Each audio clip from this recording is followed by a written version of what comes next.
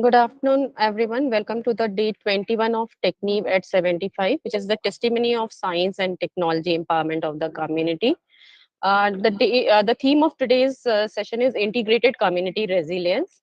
As usual, we will be having the change makers and the community group and or the beneficiaries from the three technologies, as well as the roundtable discussion. The very first technology in this session is the climate resilient farming technology, which is from Gorakhpur Environmental Action Group, Gorakhpur, Uttar Pradesh. The second community is coming from Chennai, which is through the beach nourishment through dredging technology. It is supported by National Institute of Ocean Technology, Chennai. The third technology is MOLI, the rock bee honey hunters in Sundarban, supported by Vivekananda Institute of Biotechnology, Ramakrishna Ashram, Nempet.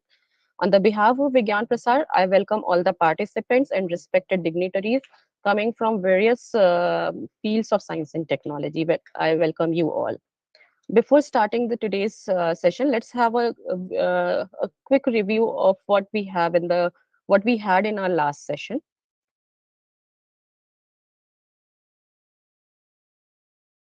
On day 20th, the first technology is Nav Chaitanya, which is herbal processing unit, and the technology is provided by MS Swaminathan Research Foundation, who promoted the conservation and sustainable use of commonly found herbs or plants such as turmeric, pepper, ginger, etc. They motivated the locals to use the components to be used as can be used as a medicinal agents. Dr. Anil Kumar, the senior director from MSSRF, told that they have trained around 800 women in the area about the primary healthcare status of the region and how they can be used these medicinal plants. They have also established certain herbal processing unit in there. They have provided support for marketing to the women's and promoted the cultural heritage and economic enhancement by utilizing the medicinal plants. But the major challenge still they are facing is to expand the market for these developed products to the national and the international level. With our interaction with the community members, Ms. Sushma from the Nav Chaitanya Group Wayanad, they suggested that the implementation of these dryer and the herbal processing unit has not only has reduced their drudgery and has opened many avenues for employment and income generation. Now their dependency on the local grinding mills have been reduced, and their lives have been improved. Similarly, Ms. Abhya from the Wayanad, she shared that the training they have received from MSSRF about how to sell their products in the market have boosted self confidence in them and give now they're able to give better education to their children. The second technology was the assessment of bone health in the transgender population, which is supported by the AIMS New Delhi.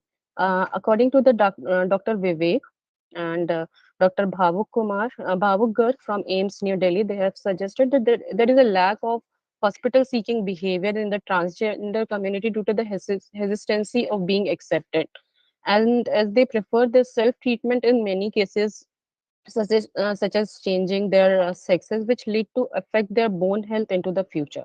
So, as an initiative taken by AIMS Delhi for the assessment of bone health, where the hospital reaches out to the transgender community and they raise the awareness among the community to how to take care of their personal health. The change maker, Ms. Rani from an NGO Arohan, has been joined us during the session, and he told that and she suggested that awareness about the gender related government policies need to be required. These community requires a physiological support with so that they know that there are equal opportunities are available for them. We have interacted with some of the community members also. Miss Princey, she emphasized that health is an issue among the transgender community due to the lack of educational, financial, and family support. But the direct hand holding is required to give us equal opportunities in the society. Ms. Deepika, a transgender leader working with the community since 2009, she emphasized that more studies should be done to understand how hormonal activities changes over the age in the transgenders, as well as she emphasized that pros and cons of the hormonal treatment procedures need to be communicated in more details to the community. Mr. Ram gave emphasis that awareness program. Mr. Ram shared that awareness program conducted by Dr. Vivek and his team on health issues and hormonal problems gave us self confidence to face the world. Now we are able to take good care of ourselves. But he also suggested that more effort should be taken in this area. The third technology was the eco-friendly utilization of hazardous pine needles for social benefits. The technology was developed by IIT Mandi. The pine needles by IIT Mandi by Dr. Aarti Kashyap. The pine needle causes a major threat to the to the environment, biodiversity, and local economy of the Himalayan region. But IIT Mandi introduced a briquetting technology which converts dry pine needle biomass to the briquettes by chopping and then compressing these and then converting it to briquettes. It doesn't causes any health hazard as it burns completely, and around 7 to 8 manufacturing units has been set up by IIT with the help of IIT Mandi in Himachal Pradesh for the villages. But the major challenges is how to run this unit without without the local help. So they give some training to the local villagers to how to use this technology, and workshops has been organized for operating the system. There is one more challenges regarding the collection of pine needles, as they lose biomass mainly found in the hilly areas where the connectivity to road is less or carrying it the site is difficult. Miss Lakshmi ji, who is the founder member of Lakshya Group Mandi, Himachal Pradesh, is the change maker of this technology. She suggested it with the support of Japan International Cooperation Agency in partnership with the government of India. Self-help group has been created across the villages which help them in operating this machine. Workshops has been organized for providing skill set for collecting the pine needles and operating the system, and employment was generated for the women as they participate in the collection of the pine needles. And these Lakshya founder group give them money for collecting the pine needles. One of the community member, Draupadi Devi from the Bharati SHG of village and Nishu, has told us that now she have learned how to collect the dry pine needles, and she can now collect up to 1 to 1.5 quintal of dried pine needles every day and got good earnings from that. This technology has not only secured her life from fire, forest, and other, but also gave her and more women like her as an opportunity for other livelihood. Thank you so much. So that's all from from the last session of Techneev at 75. Now coming to the today's session, I invite Dr. Anuradha Fugat from a senior scientist from DST Seed Division to please conduct our first session, which is on climate resilient female technology. Over to Anuradha, ma'am. Thank you, Nidhi. Namaskar. I am Anuradha Pughat from Department of Science and Technology. So my very sincere thank and I welcome you all in the program that is 21st day of Techneev at the rate 75 program. So my first role here is to tell about this program and what is the purpose behind initiating this program. So on the occasion of Azadi Ka Amrit Mahotsav, which is an initiative of Government of India, this Techneev program has been conceptualized by Ministry of Science and Technology and Ministry of Earth Sciences. This is a joint initiative of both the ministries to highlight the progress of society with the advancement of science, technology, and innovation. So, as you all know, this Azadi Ka Amrit Mahotsav is initiative of Government of India, And the aim of this Azadi Ka Amrit Mahotsav is to highlight glorious history of its people, its culture, and achievements. In tune to that, this Techneev program, we bring community groups and change makers and the people who are tirelessly connected to the community and they are working for them. So we bring this sort of people to the program. We talk to them. We find out what are their ground level challenges. We try to build a connection between these people, and we in future also we will try to support those people in any of the needs. So this program was launched by our honorable Minister of State, Ministry of Science and Technology, and Ministry of Earth Sciences on 15th of November 2021. And it is worth mentioning here that it's a brainchild of Dr. Devapriya Datta, who is head advisor, Seed Division of DST. Seed Division is Science for Equity, Environment and Development. By his visionary approach, we could bring both ministries together to appreciate the progress of society or our community with the impact of science, technology, and innovation. So by this time, you all must be aware about the objective of this program. It's a unique kind of program. It's a unique kind of event where we can highlight the impact of STI on the quality of life of people, and we can bring community people for their dialogue, for their interaction, and we try to capture their changing aspirations. It may be positive, it may be negative, there may be positive or negative impact of science and technology on their lives. So we try to capture those suggestions, those feedback from the community people. This will be a year-long program of 75 hours, which we will execute. We are being executed this 75 hours session into 25 days, 3 days per day. So far, we have conducted 20 days of Techneev program, and today is 21st day. This program is encapsulated in 5 thematic areas. One is natural resource-based livelihood. Next, energy access to prosperous society. One theme of the program is integrated community resilience. We also have covered the healthy society aspect, and one is strengthening social capital, which has also been covered. So today the theme of program is integrated community resilience. I am delighted to share here that we could bring to with this platform, we could bring the communities from remotest part of the country, such as Meghalaya, Sikkim, Tripura, Manipur, Jammu Kashmir, also from the states like Gujarat, Tamil Nadu, Himachal Pradesh, Kerala, UP, and Assam, and many more.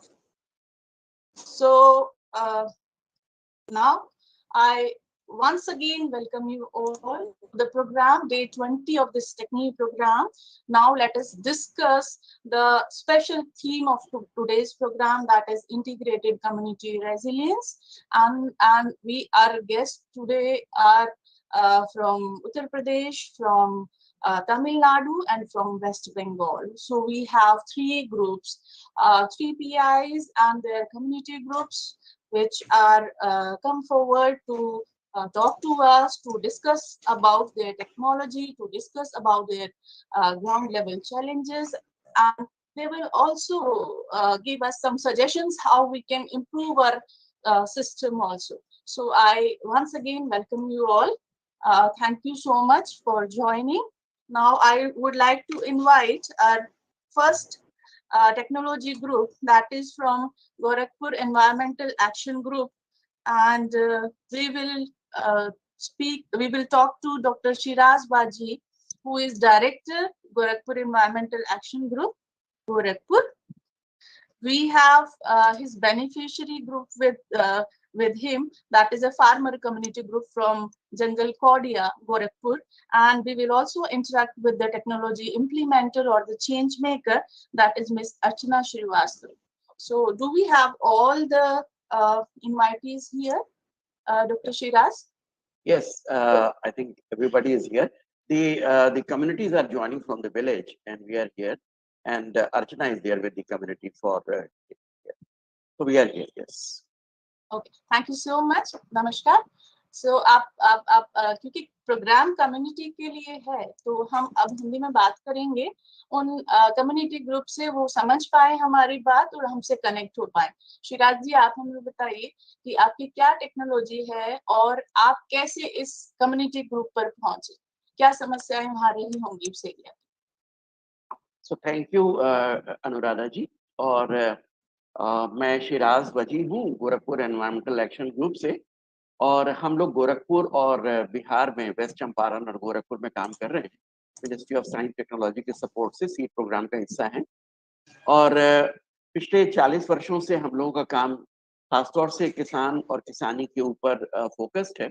और हम छोटे किसानों के साथ, small marginal farmers के साथ काम करते हैं, जिनके साथ हम आजीविका जो उनकी लाइवलीहुड है उसको उसमें किस तरीके से सुधार लाया जा सकता है उसके ऊपर काम करते हैं। पिछले कुछ सालों में जो क्लाइमेट चेंज के इम्पैक्ट हुए हैं, हम लोग फ्लड अफेक्टेड रीजन के हैं। हमारा अगर जियो इकोलॉजिकल सिचुएशन देखें तो we are from the northern part of eastern UP और and the northern part of Bihar also. तो mostly the flood affected region जहाँ पे नेपाल और इंडिया का जो बॉर्डर है, वहाँ से जो नदियाँ आती हैं वो ज़्यादातर इम्पैक्ट करती हैं इस पूरे रीजन को। तो हमारे लिए सबसे बड़ा, एक बहुत बड़ा जो किसानों के सामने चैलेंज है वो ये है कि कैसे वो ऐसे इम्पैक्ट से, क्योंकि जो पुराने जो फ्लड के मैकेनिज्म्स हैं उनसे तो वो झेलने के लिए और उनसे मैनेज करने के लिए वो तैयार हैं, पर ये जो नए तरीके के शॉक्स और स्ट्रेसेस आ रहे हैं in form of climate change responses, like rainfall days कम हो गए, जो वेरिएशन है रेनफॉल का वेरिएशन है, इस साल अभी तक बारिश नहीं आई, ऑलमोस्ट ड्राउट लाइक सिचुएशन है in this flood affected region, humidity बढ़ रही है। तो उससे न केवल क्रॉप्स का लॉस होता है बल्कि क्रॉप्स के जो क्वालिटी है वो भी काफी कुछ इम्पैक्ट होती है।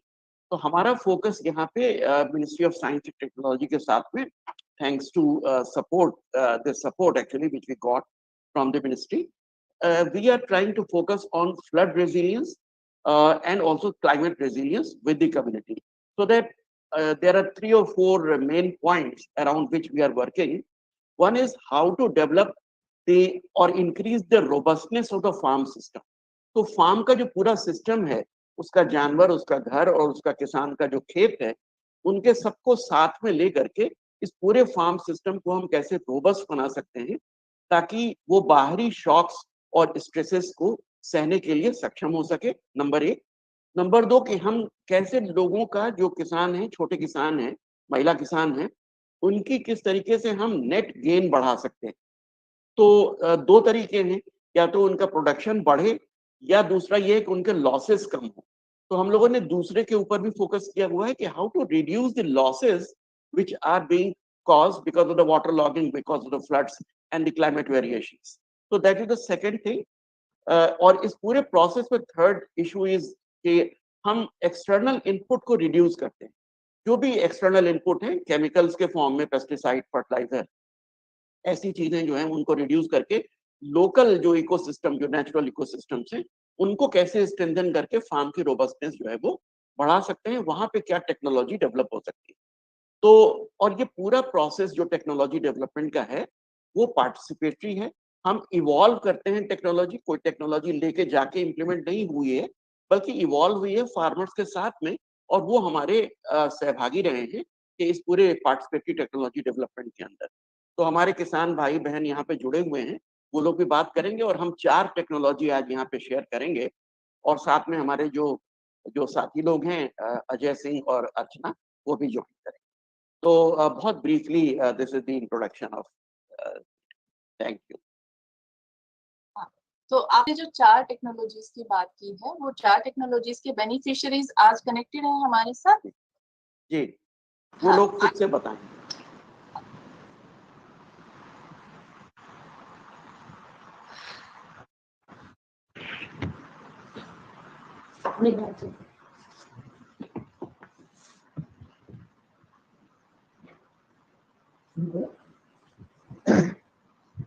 विश्व सर्विस से मेरा नमस्कार है। मेरा नाम मेघनाथ है, ग्राम पंडियावा के आवाज थोड़ी कम आ रही, अर्चना थोड़ा सा पास पे कर दीजिए माइक। निवासी। नमस्कार, आप कौन बोल रहे हैं?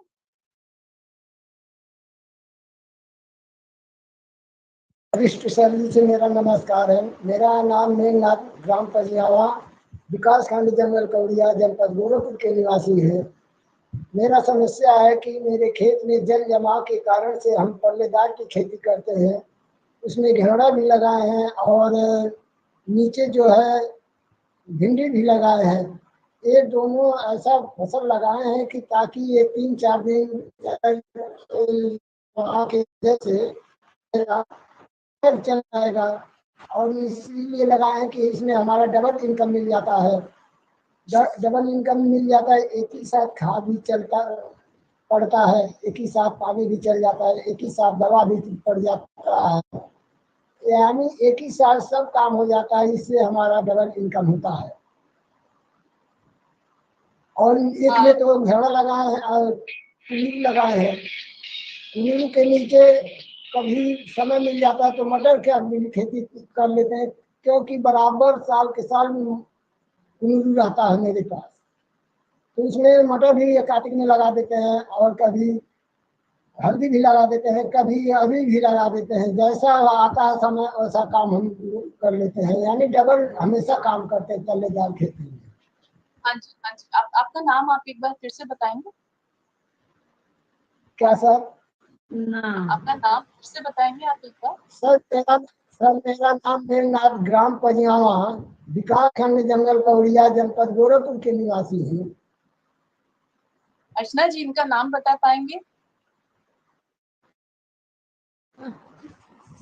मेघनाथ हमारे मल्टीलेयर फार्मिंग कॉम्बिनेशन पे मेघनाथ है, मेघनाथ, ग्राम पंडियावा, जंगल कौड़ी। ओके ओके, मेघनाथ जी आप बताइए, आपके पास कितनी जमीन है और आप पहले कैसे खेती करते थे और उसमें क्या बदलाव आया? पहले तो देखिए, पहले तो एक सिंगल खेती करते थे। पहले कुछ नहीं, जमीन कितनी है? जमीन तो मेरे पास ज्यादा है नहीं सर, गरीब किसान हूँ। 2 बीघा 3 है, 2 बीघा करीब है। अब उसी में हाँ, उसी में दर कुछ धान की खेती आती है, कुछ फसल उगार करता हूँ, तो कुछ घेरा लगा देता हूँ, कुछ लगाया हुआ हूँ, कुछ अभी करेले भी लगाया हुआ हूँ, उसके नीचे मूली भी बोया हूँ। ये तो आप अभी का बता रहे हैं, पहले क्या करते थे आप? पहले क्या करते थे जब गोरखपुर एनवायरमेंटल एक्शन ग्रुप से पहले आप क्या करते थे? जब वो लोग आप तक पहुंचे उसके पहले आप कौन सी? पहले से ही हम खेती करते हम खेती करते थे, लेकिन धान और गेहूं और मूंगफली, यही मक्का, यही सब काम होता था। लेकिन जब हम कृषि तब से कोड़ा करने लगे, तब से ला करके अपना 2 स्तर का काम किया है, ताकि ये मार जाता है, कभी पाला भी लग जाता है, कभी और भी हो जाता है। तो इसमें एक करने से मेरा कोई नहीं था। इसमें तकनीक लगा कि मतलब इसमें क्या किया जाए कि इसमें डबल इनकम हमको मिले। एक ही साथ पानी भी पड़ता है, एक ही साथ खाद भी पड़ता है, दवा भी पड़ता है, इसलिए हमको डबल इनकम उसमें मिल जाता है। तो क्या तकनीक लगाई होगी? आप समझते हैं क्या तकनीक लगाई है GAG ग्रुप ने, जिससे आपकी इनकम डबल हो गई है? पूछ रही है कि GAG ने तकनीकी लगाई कि आपकी इनकम डबल हुई। तकनीकी यही लगाई सर कि मतलब अपना ये लोग को तकनीक बताए कि ऐसे ऐसे खेती करो, ताकि ये नहीं ऐसे ऐसे खेती करो कि उसमें डबल इनकम आपका आ जाएगा। पल्लेदार खेती मतलब बताए कि मतलब ऊपर घेरा लगाओ, नीचे भिंडी लगा दो, ऊपर कुंदरू लगा दो, तो नीचे अदरक भी लगा सकते हो, मटर भी बो सकते हो। तो ऐसे लगाते लगाते हम सबको ट्रेनिंग ले चुके हैं सर। उसमें हम बाकी नहीं छोड़े हैं कि सब कुछ कर लिए हैं, हमको डबल इनकम मिल गया। तो आपको GAG से ट्रेनिंग मिली है या ये लोग आप तक पहुंचे हैं? आपने इनके सेंटर पर ट्रेनिंग ली है या ये लोग आप तक पहुंचे हैं इसके लिए? ये लोग हमारे गांव में पहले घूम घूम करके किसान के खोज रहे थे। शुरुआत में राम हमारे गांव में कोई प्रोग्राम नहीं करता था, हम ही करते थे पहले। तो हमारे खेत में ये लोग गए तो हमारा मटर सूख रहा था, उसको दिखाने सुनवाने लगे तो उसमें दवा लोग बताए, उसके उपचार से मतलब मेरा कुछ थोड़ा बहुत मिल गया, नहीं तो सूख ही गया। तो ऐसे करते करते ये लोग के विचार भाव से और अपना बुद्धि लगाते लगाते तो हम अब खेती काम कर रहे हैं। अर्चना जी जी, आप थोड़ा ब्रीफ बताएं इस टेक्नोलॉजी के बारे में। किस टेक्नोलॉजी के बारे में? तो मेघनाथ जी ने यूज की, जिसको अडॉप्ट करने के बाद इनकी जो इनकम है वो डबल इनकम हो गई है, और इनके आसपास के किसान और भी होंगे ऐसे जो इनसे इन्फ्लुएंस हुए होंगे, जिन्होंने ये स्टार्ट किया होगा इनकी मेघनाथ जी की तरह। तो आप क्योंकि हम उनको बहुत अच्छे से सुन नहीं पा रहे हैं, तो आप थोड़ा सा ब्रीफ में बता पाएंगे कि वो क्या इनके आसपास वाले गांव के लोग भी उसको अडॉप्ट करें, फिर वो यूज करें उसको, उनका भी प्रॉफिट बढ़े? जी, ये जो हमारे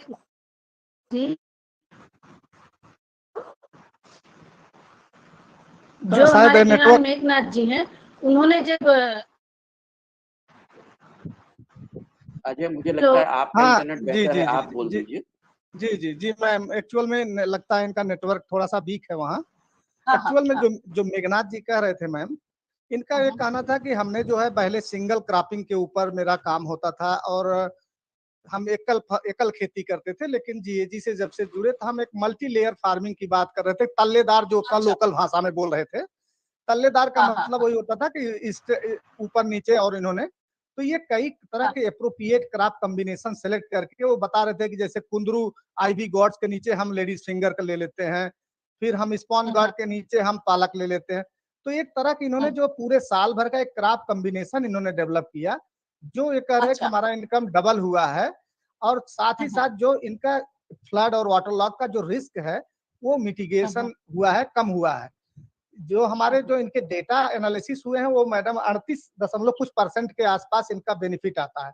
दूसरा इनका एक भी कहना है कि हमारा इनपुट कास्ट कम हुआ, जोताई निराई बुड़ाई चूंकि एक ही साथ करते हैं, तो जो अलग अलग खेत में करते हैं तो अधिक लगता था, एक साथ करने में इनका इनपुट कास्ट रिड्यूस हो गया, जैसे 40% इनका कास्ट रिड्यूस हुआ। तो ये पैकेज है कि अच्छा, दूसरा मचान बनाते हैं तो मचान के ऊपर ले जाते हैं, तो इस तरह की चीजें, मचान कैसे लगाएं, उसमें कैसे उसको गाड़ें, कितना दूरी पे गाड़ें और कैसे क्राफ्ट करें, और ये पिछले 4-5 सालों से कई कॉम्बिनेशन से ऊपर ट्रायल किए, जिसपे इन्होंने 4-5 पे सफलता पाई और उसको वो एडॉप्ट किया, और ऐसे लगभग 200 फार्मर्स इस समय जंगल कौड़िया में मैम मल्टी लेयर फार्मिंग का और एप्रोप्रिएट क्रॉप कॉम्बिनेशन की टेक्नोलॉजी अडॉप्ट कर रहे हैं। जी मैम। अच्छा, लो लैंड फार्मिंग में जहाँ फार्मर्स के पास जमीन कम है, वो इस मल्टी लेयर फार्मिंग को यूज करके अपना क्रॉप का आउटपुट बढ़ा सकते हैं, उसकी एफिशिएंसी इंप्रूव कर सकते हैं, और मल्टी लेयर फार्मिंग में वो तरह तरह की क्रॉप्स को यूज कर सकते हैं, तरह तरह की क्रॉप्स को उगा सकते हैं, राइट? जी जी जी, ओके मैम। हाँ, तो मेरा इनसे अब अगला सवाल ये रहेगा कि क्या ये, हाँ जी, 3 टेक्नोलॉजी और भी हैं हमारी जो शेयर होनी है, तो प्लीज बस हम आपको इन्फॉर्म कर रहे हैं बस। वो सभी इसी ग्रुप में है या आपको कहीं और से कनेक्ट करना पड़ेगा हमें? नहीं, साथ में बैठे हुए हैं वहां पे, साथ में बैठे हैं, तो आप बात कराइए, नेक्स्ट से आप बात कराइए प्लीज। और अर्चना, दूसरे ग्रुप से बात कराइए। अब अनुराधा जी हमारे साथ जी हैं, जो पोर्टेबल एंड मूवेबल नर्सरी पर बात करेंगे। जी सर, नमस्ते। आगे नमस्कार, अपना नाम बताइए। हमारा नाम हरिश्चंद्र है, हम बांध के रहने वाले हैं, गंभीरगंज तहसील, ब्लॉक पोस्ट जंगल कौड़िया के निवासी हैं। हमने लिफ्ट नर्सरी करते हैं, जैसे जल जमाव से कारण हम लोग का जो है पौधा तैयार नहीं हो पाता है समय से, फसल लगाने के लिए। अगेती फसल लगाने के लिए जब हम लोग ये जल जमाव से लिफ्ट नर्सरी में नर्सरी करते हैं, और नर्सरी करके हम लोग 1 बार 2 बार से जो है करके बीज उपजा लेते हैं। बीज उपजा करके कुछ अपाने तैयार कर लेते हैं अगेती में बटाने। दूसरी पारी में मान लीजिए मार्केट आ गया, छोटा मोटा है तो उसको कुछ बेच लेते हैं। जैसे आम किसान आते हैं, बीज खोजते हैं तो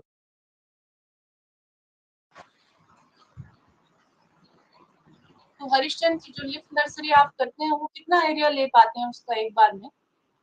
किस साइज पर आप जो लिफ्ट आपने कुछ लिफ्ट करने के लिए रखा होगा ना, कितने साइज का आप वो ले लेते हैं जिस पर आप नर्सरी लिफ्ट नर्सरी कर सकते हैं? मैक्सिमम कितने साइज का ले सकते हैं? ज्यादा से ज्यादा कितना बड़ा ले सकते हैं? 1 मीटर लंबा 1 मीटर चौड़ा है। 1 मीटर लंबा 1 मीटर चौड़ा। अगर इससे ज्यादा करेंगे तो उसकी कुछ प्रॉब्लम्स आ जाएंगी क्या? नहीं, प्रॉब्लम नहीं आएगा। जैसे जितना ही जगह मिलेगा उतना ही बीज डाला जाएगा। जो छोटा रहेगा तो छोटा ही कम बीज डाला जाएगा, तो उसको बारी बारी डाला जाएगा। जैसे इन बारी टमाटर डाल लिए तो कुछ दिन के बाद जब टमाटर निकल गया तो गोभी का बीज डाल देंगे। गोभी का बीज डाल करके वो भी तैयार कर लेंगे। लेकिन हम लोग का एरिया जो है ये जल जमाव के कारण हम लोग को बहुत दिक्कत आता है। उसकी उस समस्या से एक निदान है ये कि आप लिफ्ट नर्सरी कर सकते हैं, और वो शायद पोर्टेबल भी होगी कि आप कहीं मूव कर सकते हैं एक जगह से दूसरी जगह। हाँ, एक जगह से दूसरी जगह कर लेते हैं। उसमें पहिया लगा है, पहिया के कारण उसको जैसे बारिश आया तो उसको पहिया के कारण ढकेल कर घर में ले जाकर कर देते हैं।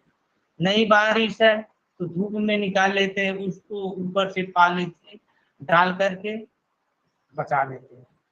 हाँ, तो आप मुझे थोड़ा सा ये आइडिया देंगे कि आपने जब से लिफ्ट नर्सरी करना शुरू किया, आप पहले इनकम कितनी थी आपकी और अब कितना कमाते हैं? नहीं, जैसे पहले हम लोग तो जैसे अपने खेत में डाल रहे थे, लेकिन धीरे धीरे सुराग जैसे मिलता गया, साहब लोग जो है हम लोग के पास गए, कुछ सुझाव दिए देके कि ऐसे नहीं ऐसे जो है तकनीकी के कारण जो है अपनाइए। एक यही पॉली हाउस वाला तकनीकी निकाला गया, हम लोग निकाले, साहब भी निकाले, तो जो सब जी। आप पहले कितना कमाते थे और अब क्या कमाई होती है इससे? अब पहले से तो कुछ तो फर्क है, क्या फर्क? उतना जोड़े नहीं है सर। अच्छा, तो आइडिया होगा। डबल जैसे आप टमाटर का है तो नीचे मान लीजिए टमाटर हो गया, ऐसा भी होता होगा कि पूरी क्रॉप खराब हो गई, कम से कम लिफ्ट नर्सरी से वो बच जाती होगी, भले ही प्रॉफिट फायदा कम हो। नहीं, फायदा कम नहीं है, बढ़ रहा है। फायदा है, लेकिन जब समय से जैसे आज अगर जो हम लोग बीज डाल रहे हैं समय से बैठा देंगे तो वो महंगा बिकेगा। यही बीज जो जाकर के अक्टूबर नवंबर में डाला जाएगा तो उसका रेट कम रहेगा, उसका आमदनी कम रहेगा। जी जी जी।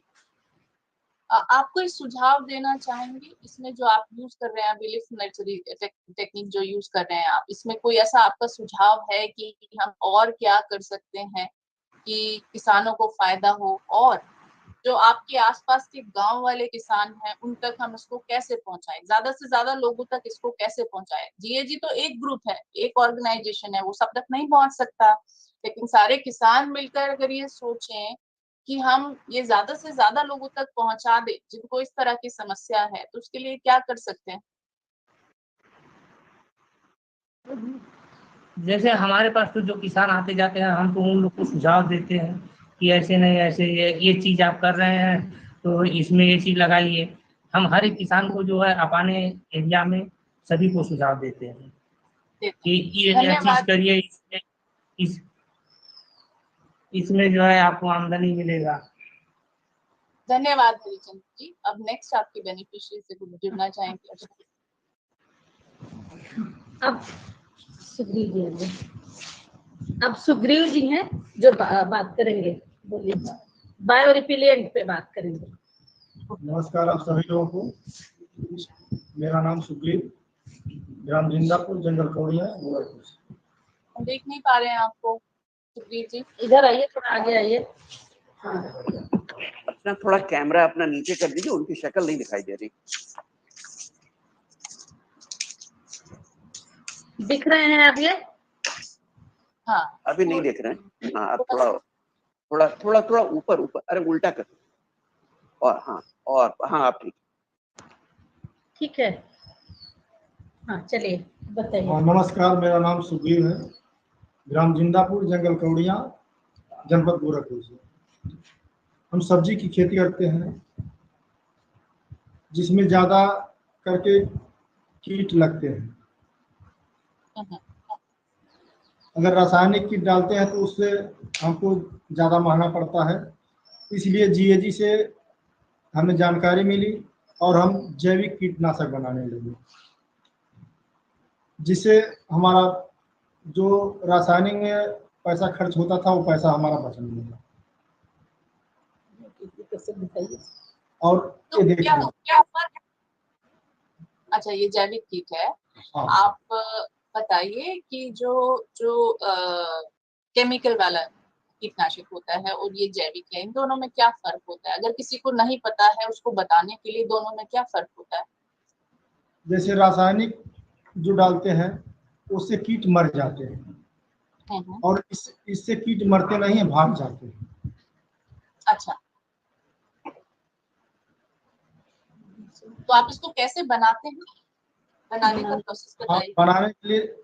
इसे बनाने के लिए कम से कम अगर 15 लीटर गौमूत्र है तो उसमें 250 ग्राम नीम की पत्ती, 250 ग्राम लहसुन, लाल मिर्चा, धतूर की पत्ती, ऐसे अपने देहात से हम लोग तैयार करके इसको बनाते हैं।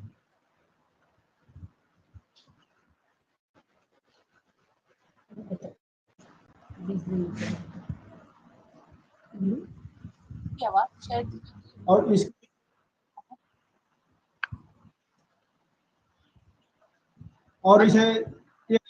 1 लीटर ये दवा है तो 6 लीटर पानी में डालकर हम छिड़काव करते हैं। अच्छा, जैसे कि कीट भाग जाते हैं और हमारा नुकसान भी नहीं होता, ना पौधे का नुकसान होता है और कीट भी भाग जाते हैं। तो आपको कितना टाइम लगता है इसको बनाने में? लगभग 20 से 22 दिन, 20 से 22 दिन में तैयार हो जाता है। अच्छा, तो 20-22 दिन में ये कीटनाशक तैयार हो जाता है। अगर सपोज आप भूल गए हैं उसको रखकर, आपको याद नहीं रहे कितने दिन हुए हैं, अगर ज्यादा दिन हो गए हैं इसको रखे हुए, 20-22 की जगह इसको 45 दिन हो गए हैं, 40 दिन हो गए हैं, तो उस पर कोई इफेक्ट आता है? इस जो जिस क्वालिटी और जैसा आप चाहते हैं उसका कोई इफेक्ट आता है इस पर? नहीं, कुछ नहीं आता है और इसकी शक्ति बढ़ जाती है। अच्छा, शक्ति बढ़ जाती है। तो आप इसको मार्केट में भी सेल करते हैं या अपने खेतों के लिए यूज करते हैं? हमारे घर से बिक जाता है। आपके घर से बिक जाता है? हेलो, हमारे घर से यह बिक जाता है। आपके घर से बिक जाता है, बट आप सोचिए अगर आप इसको मार्केट में सेल करें तो आपको ज्यादा फायदा होगा इसका, या आप कम मात्रा में बना पाते हैं एक बार? नहीं, कोई गौमूत्र मिलने की बात होती है, अगर ज्यादा मिल गया तो हम ज्यादा बना लेते हैं। गौमूत्र से अलावा और भी आपकी पत्तियां बताई हैं, वो पत्तियां अवेलेबल होती हैं आपके एरिया में, आप या फिर उसको उगाते हैं ये बनाने के लिए अलग से? जो पूछ रही हैं कि जो पत्तियां आप डालते हैं इसमें, वो आपको मिल जाती है? वो मिल जाती है, हमारे यहाँ मिल जाती है। सभी अवेलेबल होती हैं? हाँ, मिल जाती है। मिल जाती है। अच्छा, तो इस पर आपका क्या सुझाव है? अगर आपको एक सेटअप दे दें, आपको एक प्लेटफॉर्म दे दें कि आप बनाओ, तो गौमूत्र से अलावा और कोई समस्या है कि आप नहीं बना पाएंगे इस प्रोडक्ट को? जैसे आप उन्होंने पूछा है कि गौमूत्र के अलावा और कोई समस्या है, अगर बड़ा प्लेटफॉर्म दिया जाए आपको बनाने के लिए तो कोई और समस्या आएगी? आप बोला जाए 1 यूनिट लगाना आपको, आप बनाना है और हम सेल करना है, तो गौमूत्र की जो समस्या है वो कम होता है आपके एरिया में। उसके अलावा कोई और समस्या है जो आप साझा करना चाहेंगे हमारे साथ? नहीं, और नहीं कर सकते हैं आप।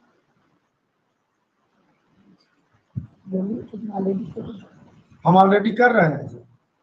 आप कर रहे हैं, आप कर रहे हैं, लेकिन अपने खेतों के लिए और आसपास के गांव के लोगों के लिए ही कर रहे हैं। मैं बड़े स्केल की बात कर रही हूँ कि अगर आपको मार्केट में इसको सेल करना है, शहर में बेचना है, दूर दराज के गांव में बेचना है, तो आपको इसके ज्यादा प्रोडक्शन के लिए, ज्यादा मात्रा में बढ़ाने के लिए आपको क्या समस्याएं आ सकती हैं? उस पर कभी विचार किया है आपने?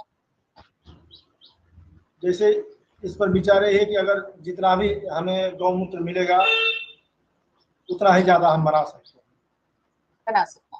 धन्यवाद, धन्यवाद। मैं आपके साथ में एक महिला बैठी है, मैं उनसे बात करना चाहूंगी। जी, ये हमारे अनुराधा जी, ये हमारी चौथी तकनीक को बताएंगी, वीडिंग एंड होइंग इक्विपमेंट को। प्रेमशीला जी, आइए प्रेमशीला जी। नमस्कार। नमस्ते सर, हमारा नाम प्रेमशीला है, राघोपुर, जंगल कौड़िया, जिला गोरखपुर, रहीला। हमन के खेते में, धाने में बहुत खर होला, मूंगफली में अधिक खर होला, तो खरे करते हम लोग के निराई गुड़ाई करे पड़ला। तो कैले की वजह से हमन के दर्द होला, गोड़ दर्द होला, पैर दर्द होला, फिर भी आँख भी दर्द होला, करिया भी दर्द होला। तो करे कहते हमन के निराई गुड़ाई करे कहते एक यंत्र बनावल गई है, यंत्र बनावल गए, उसे हम लोग निराई गुड़ाई कर लिया जाला, उसे हमन के कोनो परेशानी नहीं होला। चलले में आसानी रहला, निरौले में आसानी रहला, खर पतवार भी नहीं होला, और निरौले गुड़ौले से हमन के सब समस्या खत्म हो जाला। मेहनत भी कम लगाला हमन की, पैसा भी कम लगाला। 1 एकड़ में मनई लगौले में 10 मनई लगल, ऐसे हम लोग 1 दिन में या 2 दिन में हम लोग निराई कर लेला। यंत्र बनावल गए, वही से हमन के इकू कइल जाला। इससे हमन के भारी नहीं पड़ला, हमन के मेहनत कम पड़ला, पैसा भी कम लगाला। ये सब हमन के बनावल गए है। 3 फाड़ है, उसमें 3 फाड़ लगल बा, तो 3 फाड़ लगल बा, तो उसे जुताई भी होला, उसे मट्टी भी चढ़ जाला। आलू में मट्टी चढ़ जाए, गोभी में मट्टी चढ़ जाए, उसे हमन की चढ़ा लियल जाला। कुदाल से कोनो जरूरत नहीं पड़ला। एक उस समस्या से हमन के एक यंत्र बनावल गई है। तो ये यंत्र आपको कहाँ से मिलता है? आप जो यंत्र की बात कर रहे हैं, जिसका यूज करके आपको अब मेहनत कम लगती है खेतों में, वो आप कहाँ से लेते हैं? ये हमन के बनावल गए जीए जी तरफ से मिलल है। तो हम लोग बनावल गए है, फार लगावल गए, साइकिल में पहिया लगल बा, तो एक नाते हमन के बनावल गए कि हमन के मेहनत कम लगी जाए, पैसा भी बच जाए। मैं समझ गई आपकी बात, आपको जीएजी की तरफ से मिलता है, पर जीएजी आप तक कैसे पहुंचा? उसको कैसे पता चला आप लोगों को ये समस्या है, या आप लोग जीएजी तक पहुंचे अपनी समस्या को लेकर? इससे जब हमन के गांव में अले हैं, तो हमन के गांव में जब देखे लगे हैं सब खेत बाड़ी सब देखे लगा, तो हमन के समस्या बहुत परेशानी पहले रहा है। हमन के नहीं गेहूँ है, तो सब्जी उब्जी उगाए करते सब बतौला, तकनीकी बतौला सब कि ऐसा कइल जा, सब आगे बढ़ल जाए। ते कुछ से हमन के तब पैर गए थे।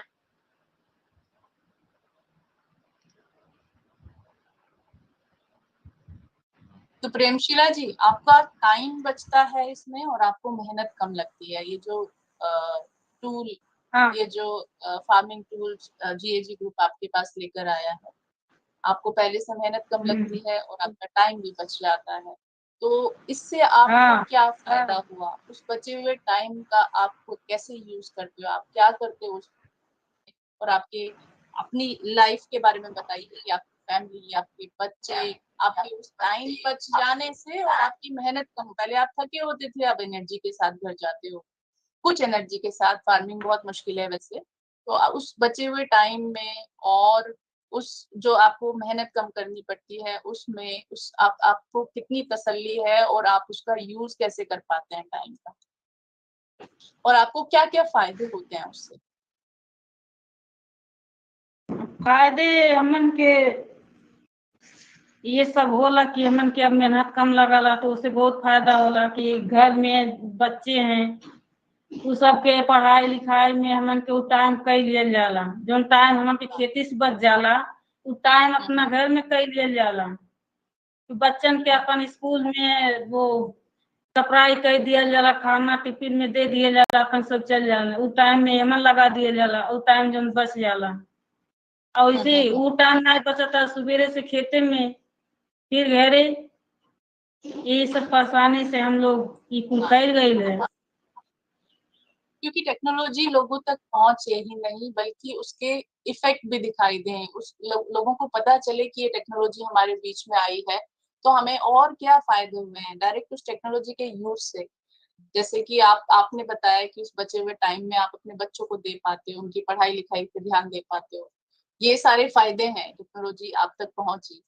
कुछ नुकसान भी होते हैं टेक्नोलॉजी के आने से, वो हम बाद में भी बात कर सकते हैं, बट जो फायदे हैं वो फायदे ये हैं। आप हमें ये बताइए कि और क्या समस्याएं हैं आपके एरिया की जहां तक जीएजी भी नहीं पहुंचा है अभी, उनको भी सॉल्व करनी है ये प्रॉब्लम्स। आप जो हमारे साथ शेयर करना चाहो ऐसी कुछ समस्याएं कि आपको लगता है कि हमें उन पर भी कहीं से निदान मिलेगा।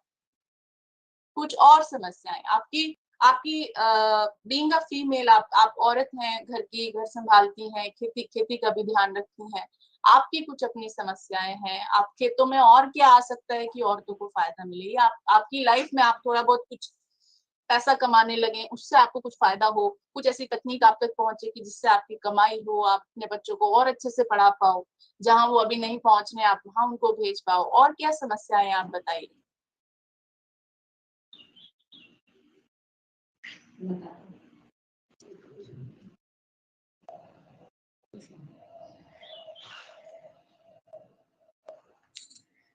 वो पूछ रही हैं कि जो समस्या हम लोग देख रहे हैं उसके अलावा होने के नाते, जैसे ये तो खेती की प्रॉब्लम है, आप एक महिला होने के नाते आपको क्या लगता है कि ये हम और चीज कर लेते तो हमको थोड़ा आराम मिल जाता, उस तरीके से वो पूछ रहे हैं। जब हम लोग का कुछ से मिला तो काम करे करतन तो हम लोग काम करती, रोजगार को मिल जात तो हम अपने काम करती तो कुछ हमन के हेल्प होते, कुछ आमदनी हमन के घरे कमाई जात कुछ। हाँ, तो आपके उस एरिया में औरतें काम करती हैं और हाँ आपसे अलग वो काम करती हैं, और वो किस तरह के काम करती हैं? अरे जैसा मतलब पढ़ले लिखले बाते अपन दूसरा कहीं नहीं जाए जाला तब कहीं जाते। अब जे वैसन बात है जेकर पास कुछ नहीं बा, खेती बाड़ी नहीं बहुत ना, तो कौन काम कर पाए? जब घर का कौन काम काज रही है कुल कई जाला मन की, अब मजदूरी कई जाला या कुल कई जाला, अब कौन बा। हाँ, तो और भी समस्याएं हैं जो ये लोग शेयर कर सकते हैं, तो मैं रिक्वेस्ट करूंगी जीए से कि कुछ इनकी बाद में, इस प्रोग्राम के बाद भी कुछ प्रॉब्लम्स होंगी जो आप उनको हमें पॉइंट्स में आप भेजिएगा। हम कोशिश करेंगे कि उनका किसी तरह से किसी स्कीम प्रोग्राम से उनको सोल्यूशन प्रोवाइड करने की। अर्चना जी, आप अपने बारे में बताइए और आप क्या करते हैं जीएजी में? Thank you. धन्यवाद।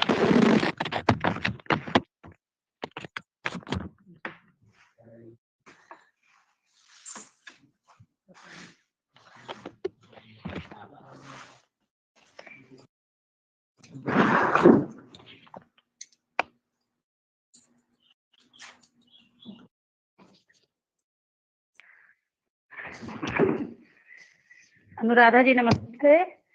और मैं, हाँ, मेरा नाम अर्चना श्रीवास्तव है। मैं एनवायरमेंटल एक्शन ग्रुप के साथ हूँ और डीएसटी के अंतर्गत, डीएसटी कोर सपोर्ट प्रोग्राम के अंतर्गत जो तकनीकी नवाचार सेल पचगढ़वा में है उसको देखती हूँ। तो जब हम लोग काम करना, थोड़ा सा ब्रीफ में आपसे सुनना चाहूंगी कि ये जो इनोवेशन और टेक्नोलॉजी सेल की आपने बात की है उसके क्या क्या कंपोनेंट्स हैं और वो कब स्टैब्लिश की आपने, कितना टाइम हो गया है और उसके क्या अचीवमेंट्स हैं, इन ब्रीफ अगर आप मुझे बता पाएं, और आप लोगों से कैसे कनेक्ट होते हैं। तो हम लोग हम ये बता दें कि ये तकनीकी नवाचार सेल 2019 में हमने स्टैब्लिश किया। जब 2018 में हमारा प्रोग्राम शुरू हुआ और 2019 तक हमको लगा कि अगर हम उनके बीच में नहीं रहते हैं तो बहुत कनेक्टिविटी नहीं बनती है, तो इसलिए हमने इस सेल की स्थापना की। इस सेल का मेन मोटो ये था कि जो तकनीक बन रही है उसके नीड असेसमेंट से लेकर के और इम्प्लीमेंटेशन तक हम एक पार्टिसिपेटरी अप्रोच के साथ काम करते हैं। तो हर लेवल पे हम कम्युनिटी की भागीदारी सुनिश्चित कर सकें सेल के माध्यम से। उसको मॉडल फार्मर जो हमारे हैं उनके साथ हम डेमो कर सकें, अगर उसमें उनके सुझाव आते हैं अपग्रेडेशन के तो उसको अपग्रेड कर सकें और फिर इम्प्लीमेंटेशन करें। साथ में हमने इसको एक्सटेंशन के लिए हमारे पास एसएचजी ग्रुप हैं और हमारे पास 9 एग्रो सर्विस सेंटर हैं, 2 एसपीओ हैं जिनके माध्यम से हम इन तकनीकों के एक्सटेंशन का काम करते हैं, लोगों तक पहुंचने का काम करते हैं। और हमारा जो कम्युनिटी एसएचजी ग्रुप है वो नीड असेसमेंट में हमारे साथ होती है। तो वो इस नीड असेसमेंट में होती है, वो पहले अपनी प्रॉब्लम बताती हैं, उस प्रॉब्लम के अकॉर्डिंग सॉल्यूशन भी सुझाते हैं। तो फिर हम लोकल लेवल पे ही उसके समाधान की बात करते हैं। हमने यहाँ रहने से हमको फायदा ये हुआ कि हम लोकल लेवल पे अगर कोई हार्ड टेक्निक बनानी है तो हम लुहार से बात कर सकते हैं, day to day time to time हम उनसे कांटेक्ट कर सकते हैं और उनके साथ हम उनको ये सारी चीजें दिखा सकते हैं, उनको समझा सकते हैं कि आप किस तरीके से करिए। और यही प्रोसेस हम पूरे तकनीक को इनोवेट करने में हम अपनाए हैं, पूरा हमारा यही एक रहा है। तो ये सारी चीजें थी। हाँ, तो आपका जो इनोवेशन सेंटर है इसमें ही आप ट्रेनिंग प्रोवाइड करते हैं इन लोगों को?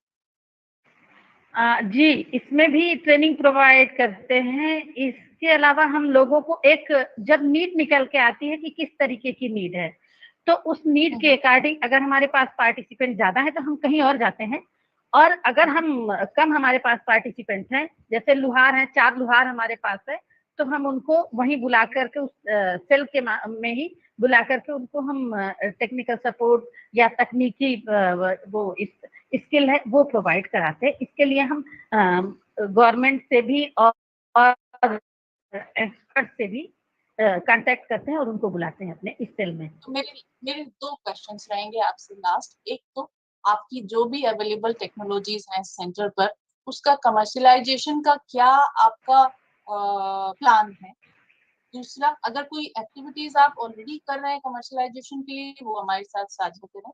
और दूसरा, आपका सस्टेनेबिलिटी मॉडल क्या है? जब कोर सपोर्ट आपका ये बंद हो जाएगा या किसी दूसरी गवर्नमेंट स्कीम से भी फंडिंग बंद हो जाएगी, तब ये कि बहुत अच्छा मॉडल है इनोवेशन सेंटर का कि आपने विलेजर्स के बीच में ऐसा सेंटर सेटअप किया जो इजीली अप्रोचेबल है और लोग आराम से उसमें जाकर ट्रेनिंग ले सकते हैं, वहां रिक्वेस्ट कर सकते हैं कि हमें इस सॉर्ट ऑफ ट्रेनिंग चाहिए, और वो टाइमली अवेलेबल भी हो जाती है आप जैसे डेडिकेटेड लोगों के कारण।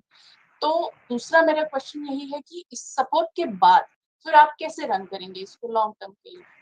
हाँ, इसको लॉन्ग टर्म के लिए हम लोगों ने शुरू से जो बात किया, एक तो एग्रो सर्विस सेंटर की हमने स्थापना की जो विलेज लेवल पे है और विलेजर्स के द्वारा ही है। उसमें एक कमेटी होती है, एग्रो सर्विस सेंटर कमेटी होती है, कोई उसमें अध्यक्ष सचिव है जो उस पूरे प्रोसेस को मैनेज करते हैं। उस एग्रो सर्विस सेक्टर के माध्यम से छोटे छोटे टूल्स, कुछ तो बाहर से टूल्स ये लोग लगा करके रखते हैं, रेंटल बेस पे चलाते हैं। जैसे वीडिंग होइंग इक्विपमेंट की बात जो हम कर रहे हैं, या पोर्टेबल नर्सरी की बात जो कर रहे हैं, वो लोगों को रेंटल बेस पे अवेलेबल कराते हैं हम। दूसरा, हम प्रोडक्शन के लिए हम लोगों ने एक तो हल्दी मॉडल हमारे पास 2 है, हल्दी यूनिट 2 है, जो एक बिहार में और एक यहाँ गोरखपुर में है। और हमारे पास वर्मी कंपोस्ट यूनिट और बायोरिफिलिएंट यूनिट 2 हैं, जिनको हम एक तो प्रोडक्शन लेवल पे हम बात करते हैं, और दूसरा एग्रो सर्विस सेंटर और एफपीओ के माध्यम से हम अपनी रीच बड़े लेवल पे पहुंचाने की बात करते हैं। और उसी के माध्यम से हम काम करते हैं कि हमारी जो एग्रो सर्विस सेंटर की मीटिंग हो, उसमें महिलाएं बात करें, जो ये एसएचजी की ग्रुप्स हैं वो उन लोगों को मिलता जाए, ये सब चीज। और तीसरा जो महत्वपूर्ण चीज ये है कि जो हम इनको अवेलेबल कराते हैं, एक कि जो छूट गया था अभी इनोवेशन सेल के माध्यम से, कि हम इनको लैब असिस्टेंस भी प्रोवाइड कराते हैं।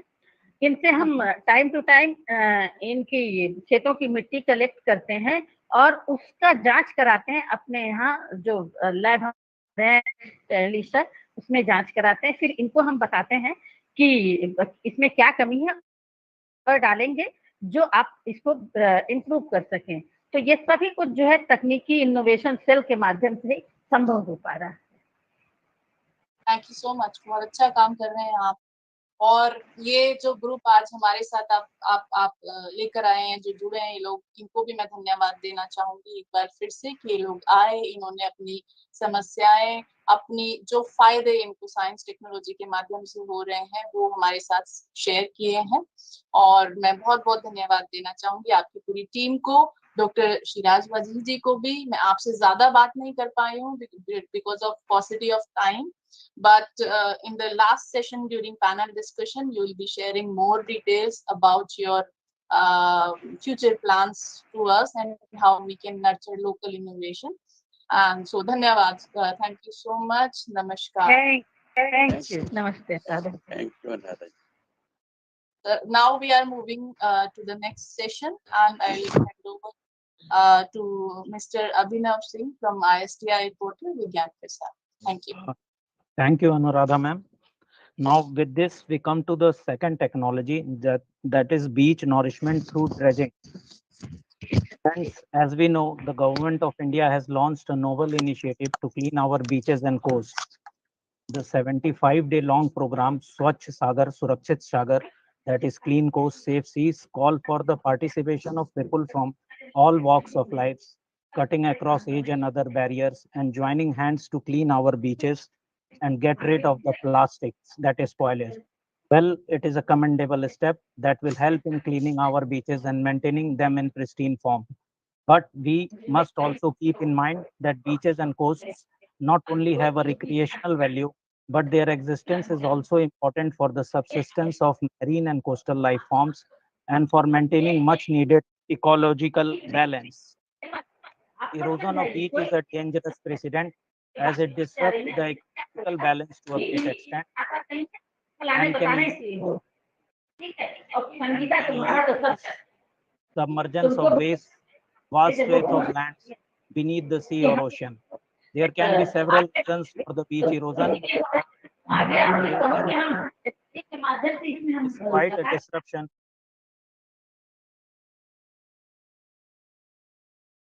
अर्चना जी आपका माइक, हाँ हेलो जी जी जी. So also we must keep in mind that beaches and coasts not only have a recreational value, but their existence is also important for the subsistence of marine and coastal life forms and for maintaining much needed ecological balance. Erosion of beach is a dangerous sign as it disrupts the ecological balance to a great extent and can lead to the submergence of vast swathes of land beneath the sea or ocean. There can be several reasons for beach erosion, ranging from artificial to natural. Puducherry has faced such a problem on a grievous scale. However, where there exists a problem, there exists a solution too, and SNT has provided many solutions to mankind.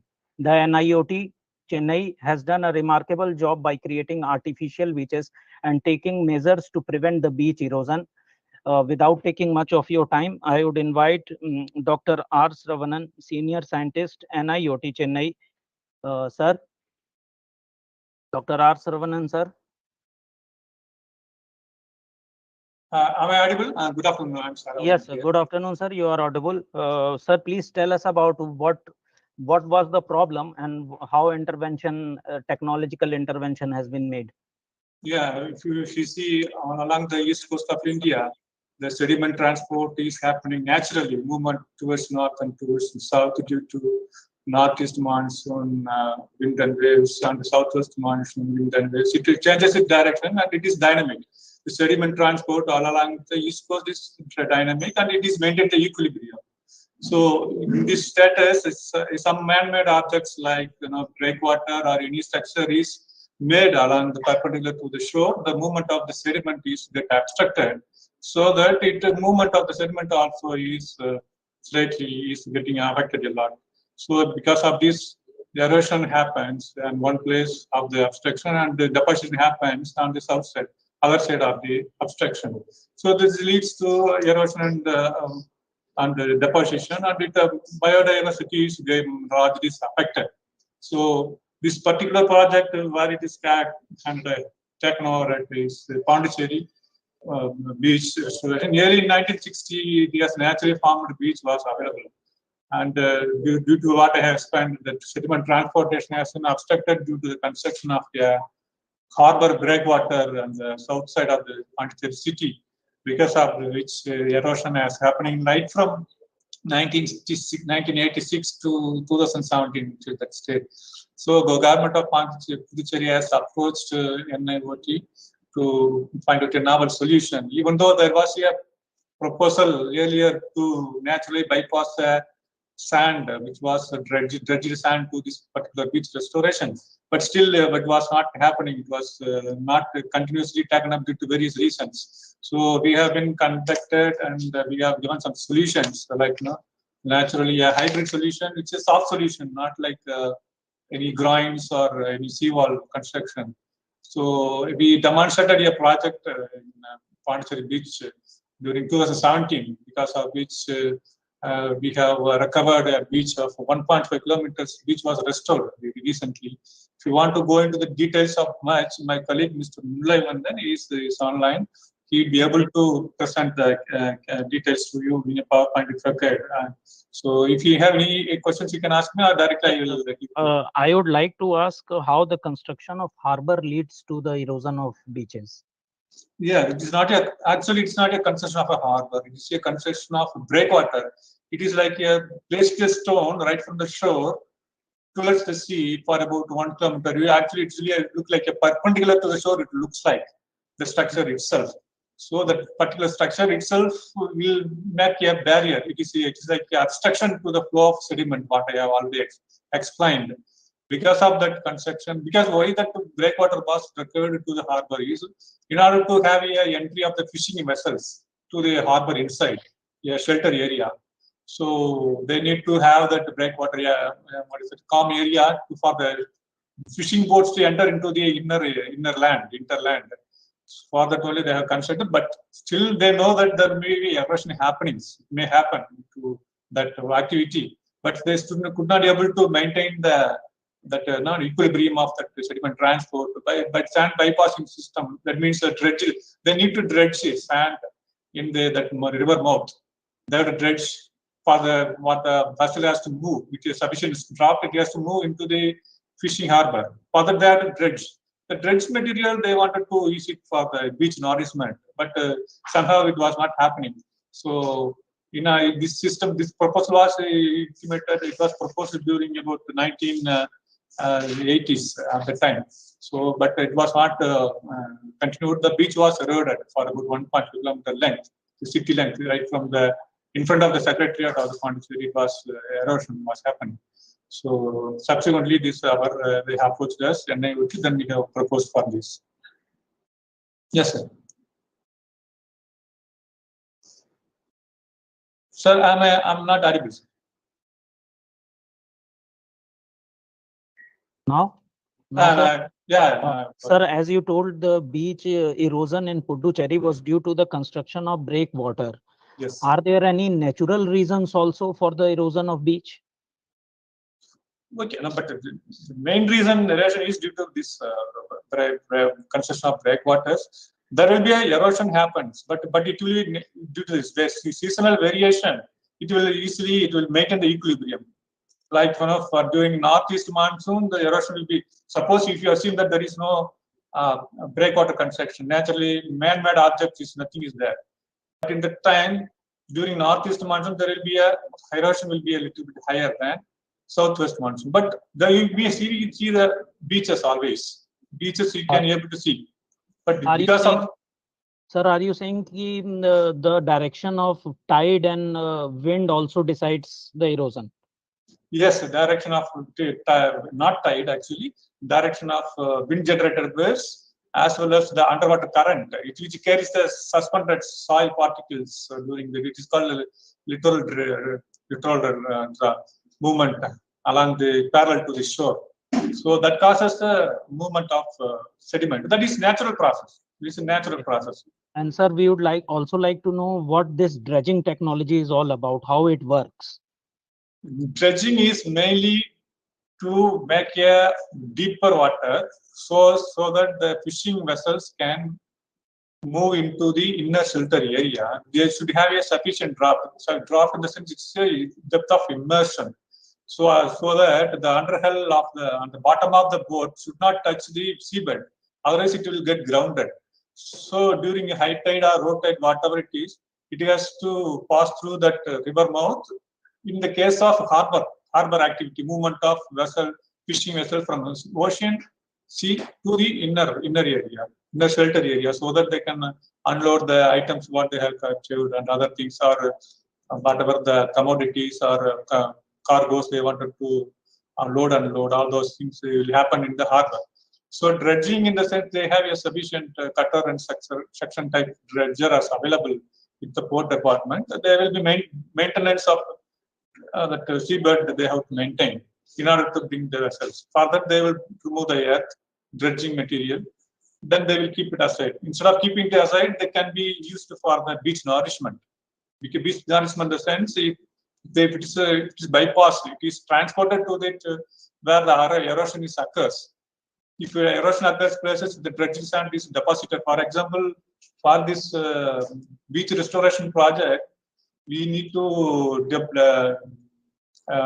transport about 4.5 lakhs cubic meter of sand is required to maintain that equilibrium. In not only establishing that submerged reef was installed by NIOT, we have to add the deep beach nourishment by way of bypassing the dredged sand. So that much of quantity is required to replenish the beach. Last beach has to be restored. But after that, because of our submerged reef, the equilibrium is maintained. So our natural sand beach formation is maintained at Pondicherry. This is the concept. So basically, it is digging sand from one area and then depositing it in other area where erosion is occurring. Yes, not only dredging from one area to placing it in the other required places. Not only that, but a structure must be there which will allow the sediment transporting freely. But instead of what we designed and deployed, executed at Pondicherry it's a submerged reef. Below the seawater level, it is submerged, so that whatever the beach nourishment done, it will allow the flow of sediment. It will not 100%. It will not close. Once the beach nourishment is happening at the beach location, it will permit the sediment to pass over the reef. So it's not only a beach nourishment using dredging, and also you need a particular structure which will allow the sediment transportation, so that equilibrium is maintained. And the beach formation should be there for all along the season, not only particular season.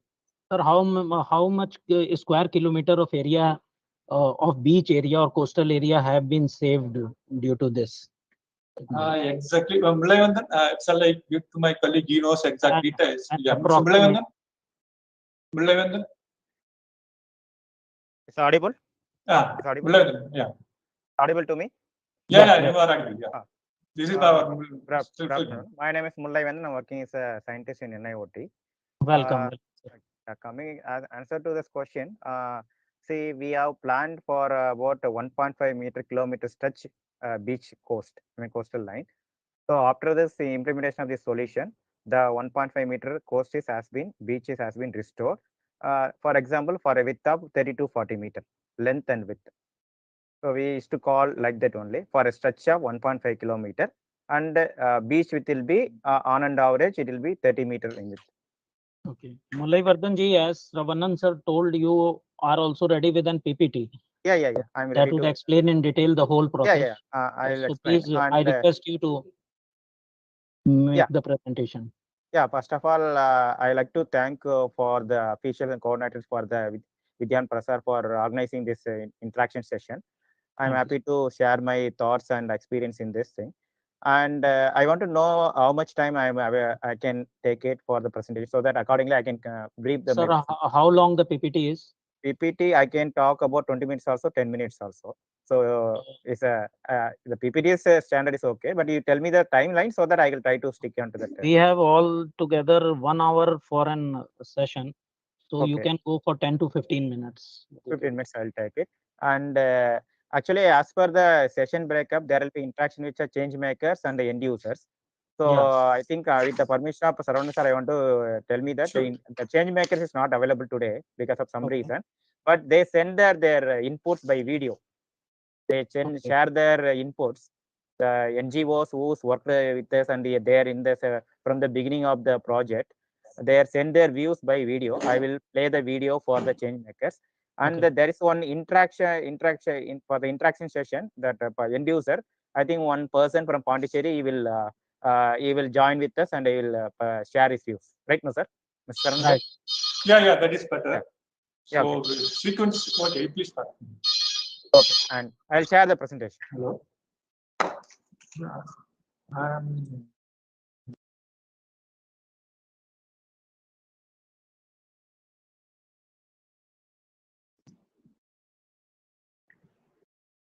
Presentation is no, sir, not yet. Not yet. No, I share now. No. Just a minute. I think I already shared. Can you give some permission? No. It shows that presenting is coming. Can you check from your end? Is there any permission required? I already shared the one presentation. But it's not visible, sir. Just a minute. Here also it is not visible.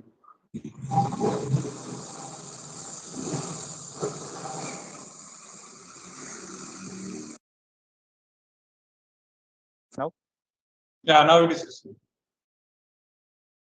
Hello, sir. Yeah, now can it I is proceed? Can I proceed? Yeah, you can. Yeah, this is as you know the Pondicherry beach restoration. This is one case study.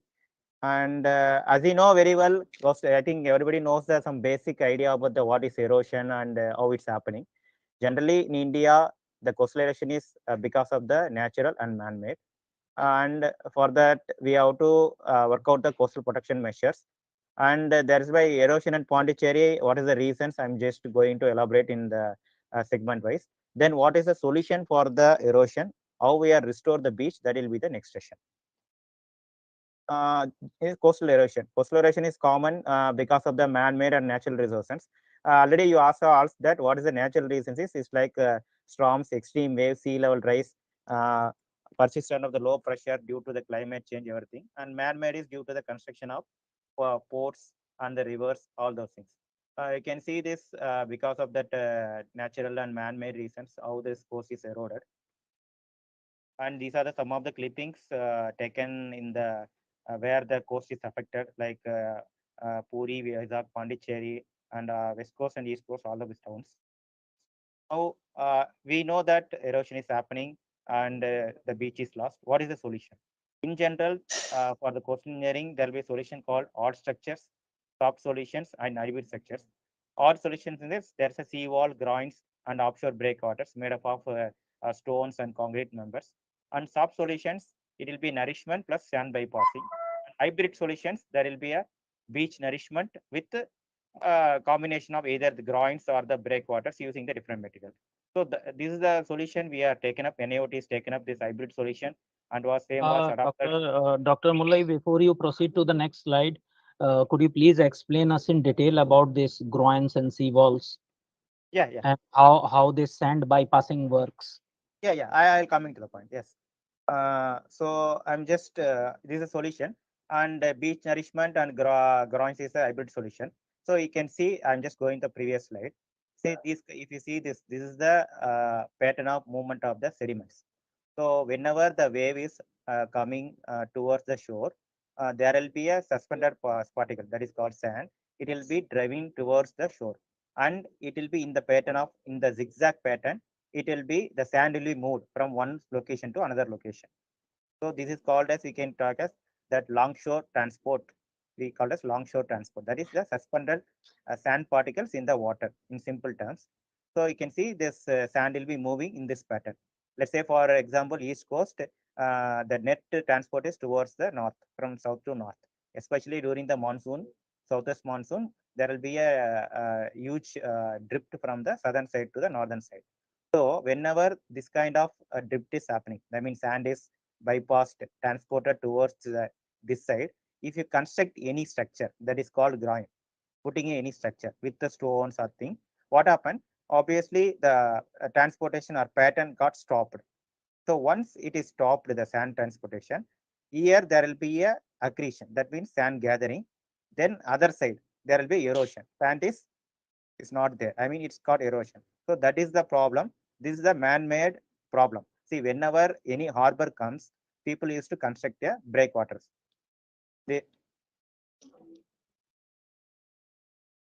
If you see these kind of structures, if you put, the sand will be stopped here, and this side will be erosion. That's what is generally happening. But whereas it continues, this kind of intervention only, the erosion is happening. I will come to the next slide. I will tell you exactly. You can see this. This is a Pondicherry coast. So if you see in mid 19th century, there will be a nice beach in the city of the Pondicherry. So you can see the beaches, and this is a French time. There have a lot of activities going on. Later on, it start eroding. I mean slowly. Then you see after constructing harbor, there will be a nothing is there. The beach is completely lost. That is because of this construction of the harbors. This is a man-made intervention, man-made issue. So in the harbor, what we are generally doing to facilitate the ships or boats to enter into the harbor area, we used to construct the groins. This is called a groin structure, stone structure. So made up of stones. So because of this structure, whenever the sediment is, I mean the sand is going up and down, this will be stopped by these stones. So once it is stopped by here, there will be erosion. Dr. Mullai, groin is a structure that goes deep into sea. Yes, correct. Deep into the sea. So how this is the way when you construct the groin, it is, you can say in simple way, the structure which is constructed perpendicular to the coast, that is called groin. That's a technical definition. So I'm just explaining in just a very layman way. This is the way the constructor, and it is stopping the sediments. So once you stop the sediments, other area completely got eroded. Not only here, wherever you go, this is the pattern. If you see, take Chennai also, there is a called Marina Beach. You might have heard about it. It's Asia's one of the longest beach. But if you go to the north of the Chennai harbor, there will be a lot of erosion. There also same thing. Since the harbor is constructed, it is stopping the sediment, so that erosion will be happen. This is the general way the erosion is happen due to the harbor constructions. Is there any question, sir? But on one side there will be accretion, and while the other side there will be depletion of sand. Yes, accretion here and depletion. So basically, what the technology is about, the sand where the sand has accumulated, to take the sand from that side to the side where it has eroded. Yeah, exactly. And also what is a permanent solution, not only temporary solution. We have to work out further. See, as you rightly said, there is a erosion. You can take the sand from this side to this side, it will go over, but you cannot do on continuous basis. Some long-term solution you have to propose, implemented, then only your maintenance cost will be reduced. Long-term solutions, like, could you please elaborate on that? Yeah, long-term solution, elaborated. I will come into. So these are this thing, some of the erosion time, what will be the coastline got affected, you can see. And after that's beach construction, there is a severe erosion in Pondicherry. Then the sand bypass was tried. Then beach was formed. But after that, again, due to that natural reasons like wave conditions and the storm conditions, the again beach was lost. So obviously, whenever there is a erosion, if you supply with the sand, there will be a beach formation. But it may not be sustained for a longer time. It may that waves and it will be taken away by within a 3 to 4 years. So now question is, anywhere erosion is there, we can stop the erosion or can overcome the erosion using the nourishment. But how to hold the sand in the position wherever we are dumping the sand, how to hold for a longer duration? That is a question mark. That's why we are come up with the solution of the submerged reef. And this is the detailed study. Since I'm not going to detail because we have very less time. So just these are the scientific studies we did with using satellite imageries and all, how the coast is performed for the last 3 decades, what is happened to understand the coast, how the erosion will be initiated, all the things we study. And we have done the measurements also, water level measurement, wave measurement, current measurements. So all the things we did at the site. And we have records also, what is the direction of the wind, intensity of the wind and waves and currents, underwater currents, everything we have a data. Then we have studied also the pilot beach nourishment. See, once the beach is nourished, what is the duration and how is performing over a period of time, that everything we studied. Based on the study only, we proposed the permanent solution in Pondicherry. So if you see, this is the overall picture of the Pondicherry coast. And you can see these are the breakwaters. And you can see the coastline is here. See, because of this construction of the breakwater, this much sand is got already eroded, and further the erosion is shifted to the north, and there is a severe erosion in front of the Pondicherry beach. Okay. Now, you have any questions, sir? So that because I will be continuous. If you have any question, you can ask me so that I can clarify and move on further. No, you right now you proceed, sir. Then what we did based on our study, let's say we have a satellite image study and field study, we have a data, wave data, current data, and using this all the information, we enter into that numerical model study. So in the numerical model study, we already told that what solution if you implement, that will be better for the particular coast, so that the beach will be restored. So we have a standard options of putting the staggered breakwater, inclined breakwater, and submerged reef. We have 3 or 4 solutions we have tried. So we, in order to compare and say this which one is the better solution for the particular coast. So could you please, Doctor, could you please explain these solutions in detail? Yeah, the solutions.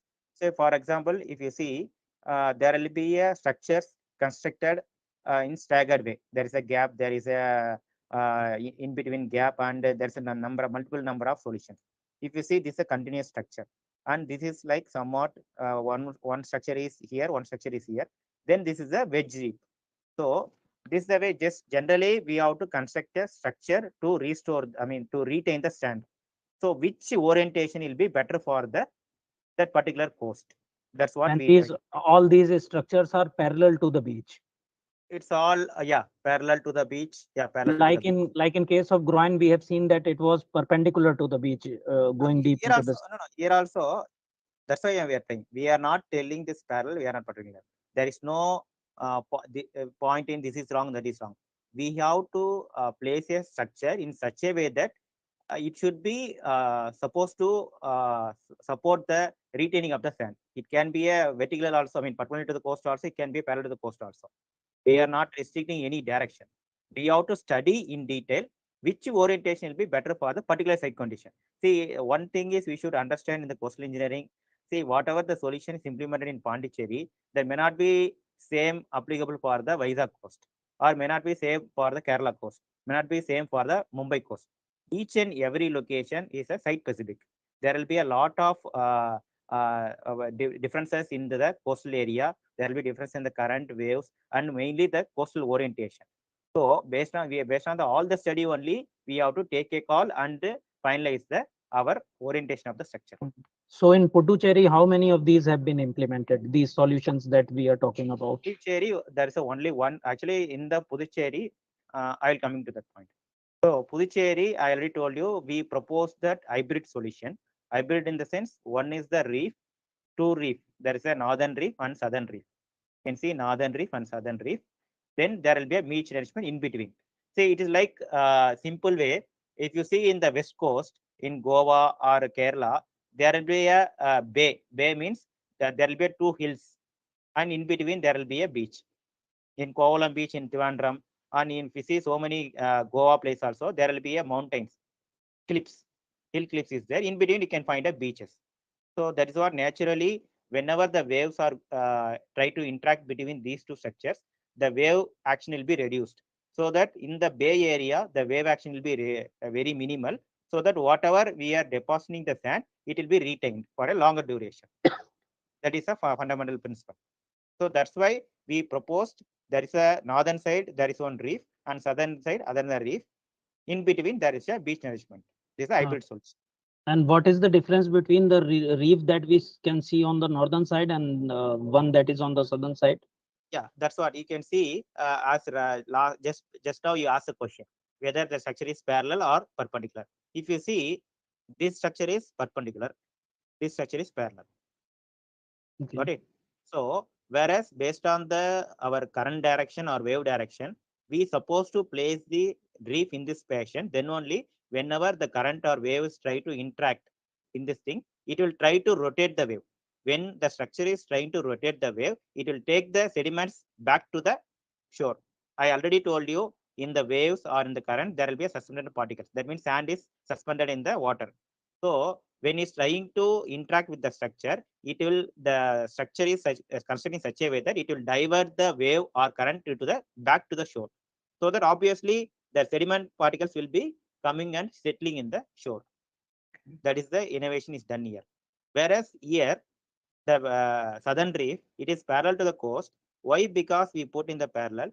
See, the sand nourishment is taken from the harbor mouth. That is in the southern side of this area. So when you put the sand here during the northeast monsoon, southeast monsoon, the current will be towards north side, whereas the northeast monsoon, the current will be towards the southern side. Okay, that time the sand should not go towards south. This, if you put southern reef, this will stop the sediments here only. That's why this purpose. So there is a specific purpose for the northern reef. There will be a specific purpose for southern reef. I would like to ask if we place a near shore wedge reef on the northern side, then are there not chances that there will be a erosion on the northern side of this near shore wedge reef? Can you repeat one question? Are there any chances of erosion of the sand on the northern side of this near shore wedge reef that we can see? Yeah, there is no. Say, I will show the photographs also. There is no erosion because, as you rightly asked, see, already known that if you put any vertical, perpendicular structure, there will be erosion at the adjacent side. That's why like we saw in the case of. Yeah. 1 second, please.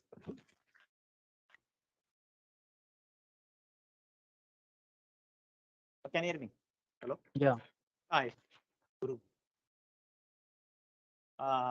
In this, see, what we did is in the northern reef, see, it's a submerged reef. That means it will be below water line. It's not exposed to the above water line. Okay, it will be below water line. So whenever the sand is moving, it is allowing some extent to pass to the northern side. So it will be a dual purpose. One is whatever the sediments going below the water line, it will be diverting towards this side. And what is the sediment particle going above the water level, it's allowing. It's not completely stopping. Whereas in the groin, it will be above the water line. You can able to see visibly the stones, correct? Groins and all. Whereas this you cannot able to see visibly over your eye. It will be underwater only.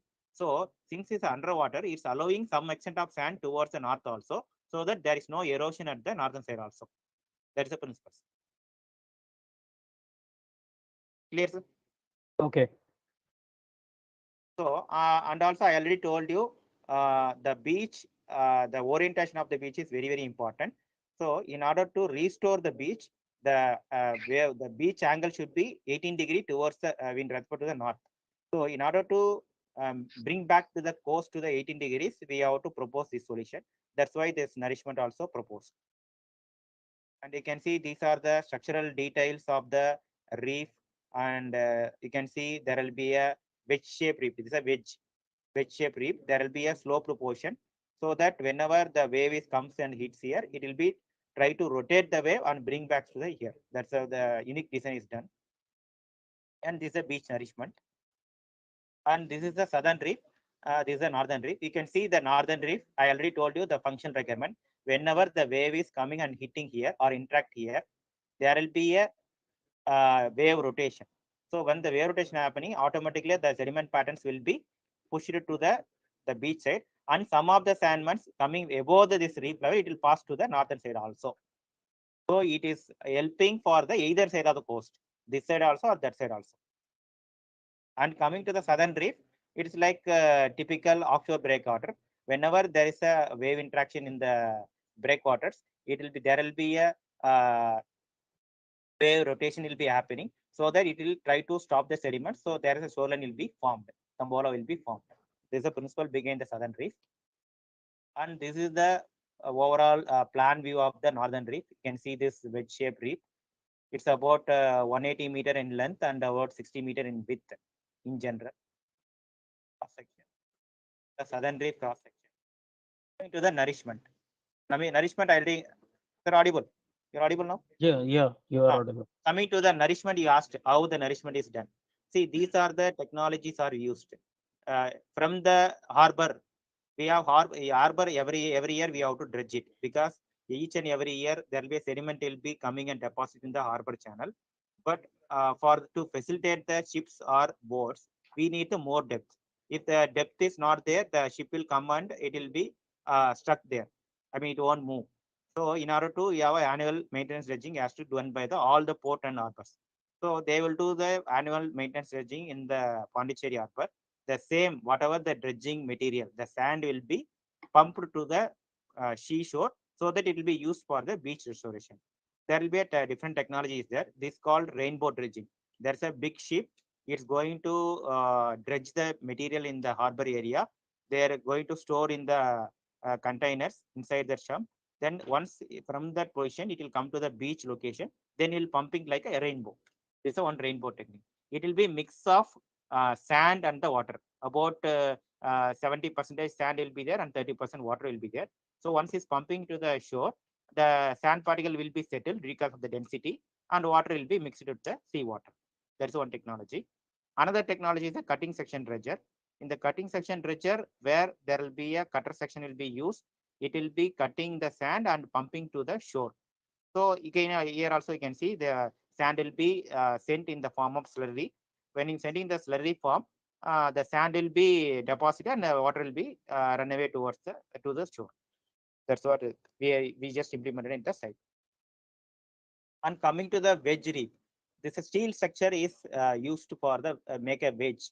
It's about 900 tons. We are fabricated on the site. It's like a mini ship. So you can see this the size of the reef.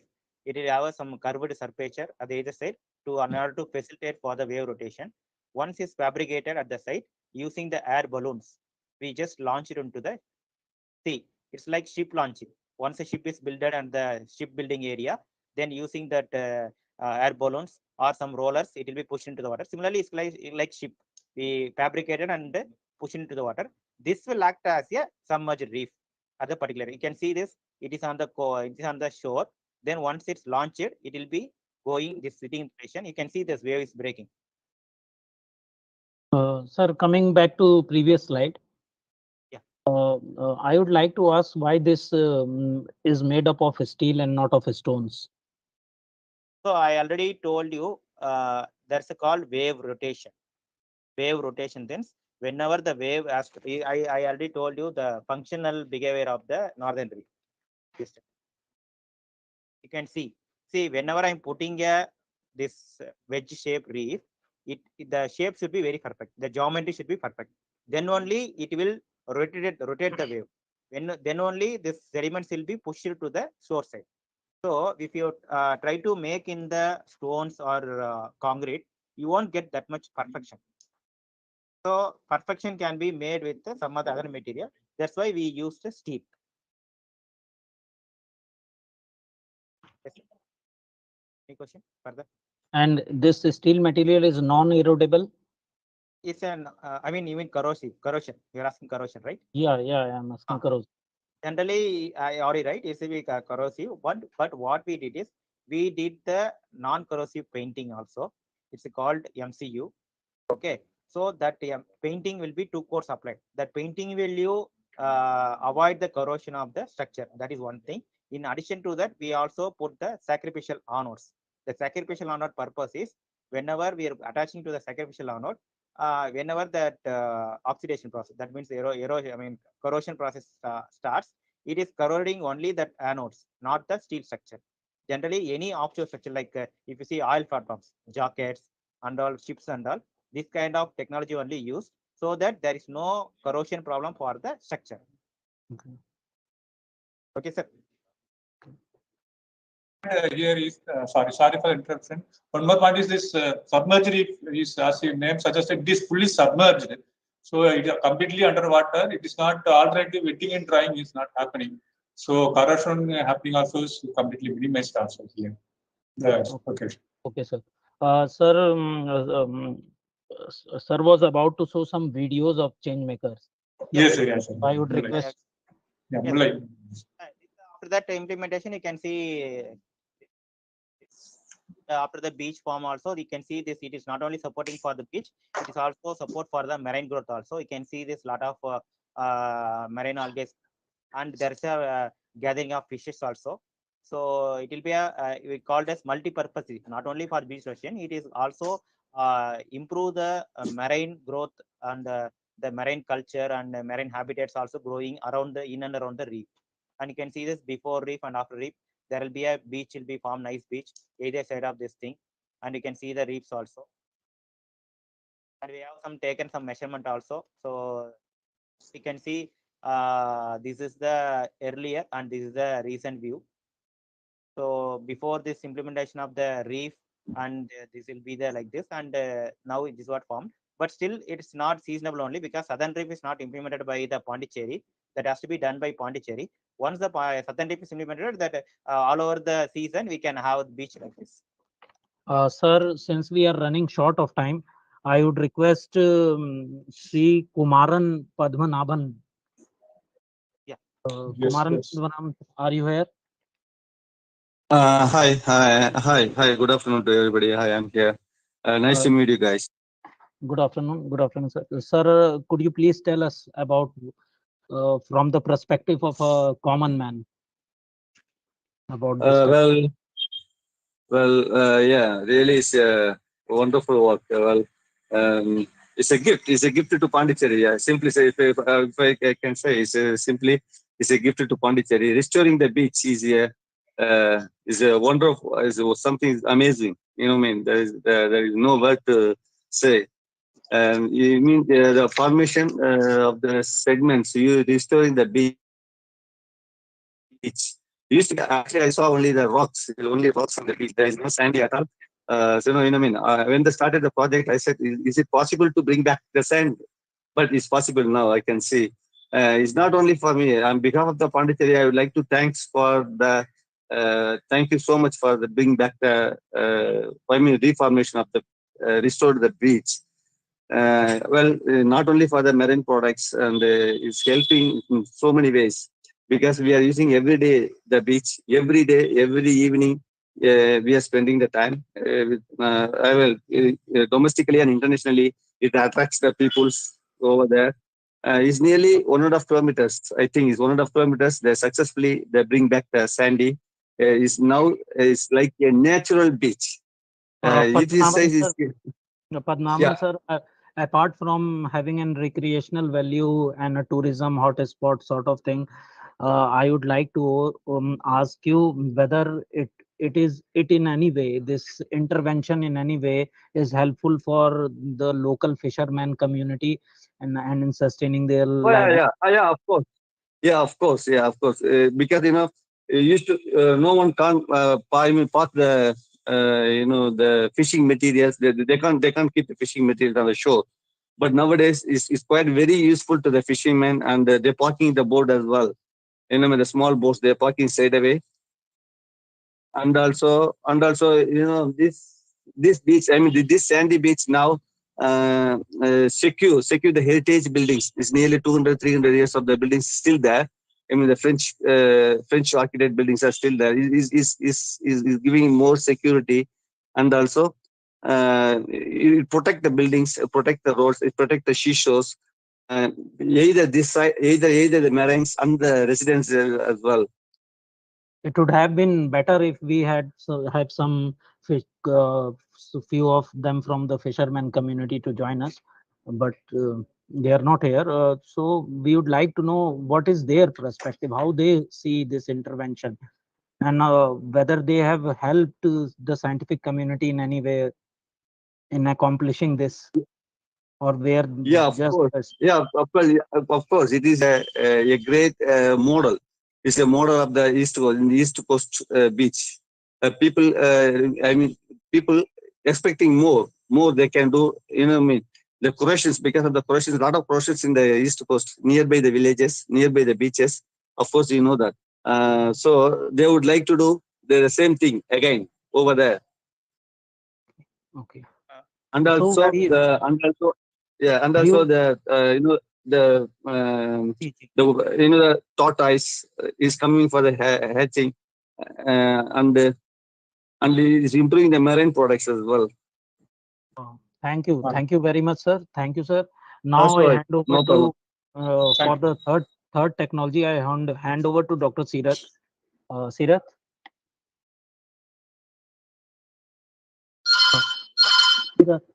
Am I audible? Yes. Thank you, Abhinavji. Good afternoon, everyone. A very warm welcome to all the participants. The third story that we are talking about today is Molly, the rock bee honey hunters in Sundarbans. The technology developer is Dr. B.K. Datta, Director, Vivekananda Institute of Biotechnology from Nimpit, West Bengal. The change maker is Sri Badal Chandra Methi from West Bengal, and the beneficiaries are the Molly community of the Sundarbans. So first of all, I would invite Dr. B.K. Datta to introduce us to the Molly community and to tell us something about the technology implemented. Thank you. Good afternoon, Namaskar. Actually, our institute, Vivekananda Institute of Biotechnology, started its journey in 1991. If I divide this journey in two phases, that is 91 to 95, that is pre-DST, and after 96, that is post-DST. In the first phase, with DBT support, our technology development and demonstration process on Azula and BGA under the leadership of Dr. G.S. Venkatraman, who was the Joint Director at that time, IERI, we had carried out in 11 districts this project, and it was a success. In the second phase, from 1996, we started, based on the success of this program, DBT program, we initiated the program on biofertilizer technology as a multi-skill program, which includes soil testing, fertilizer recommendation, selection of suitable microorganisms, and its application. Research and development, technology implementation, and its delivery. With the help of MEXAT and state of DST and few more programs, we could develop competency-based modules for trainings on different trades for today's youth for their self-employment. Over the years, we have added more technologies in our report, that is plant tissue culture, mushroom, aquaculture, waste to energy, and solar energy. Solar energy was in collaboration with NBIL. In our approach, we have followed the same model. Our biofertilizer technology training program today has evolved a postgraduate diploma under application of Calcutta University. The technology is being implemented as good involving more than 15,000 farmers and 46 species and birds.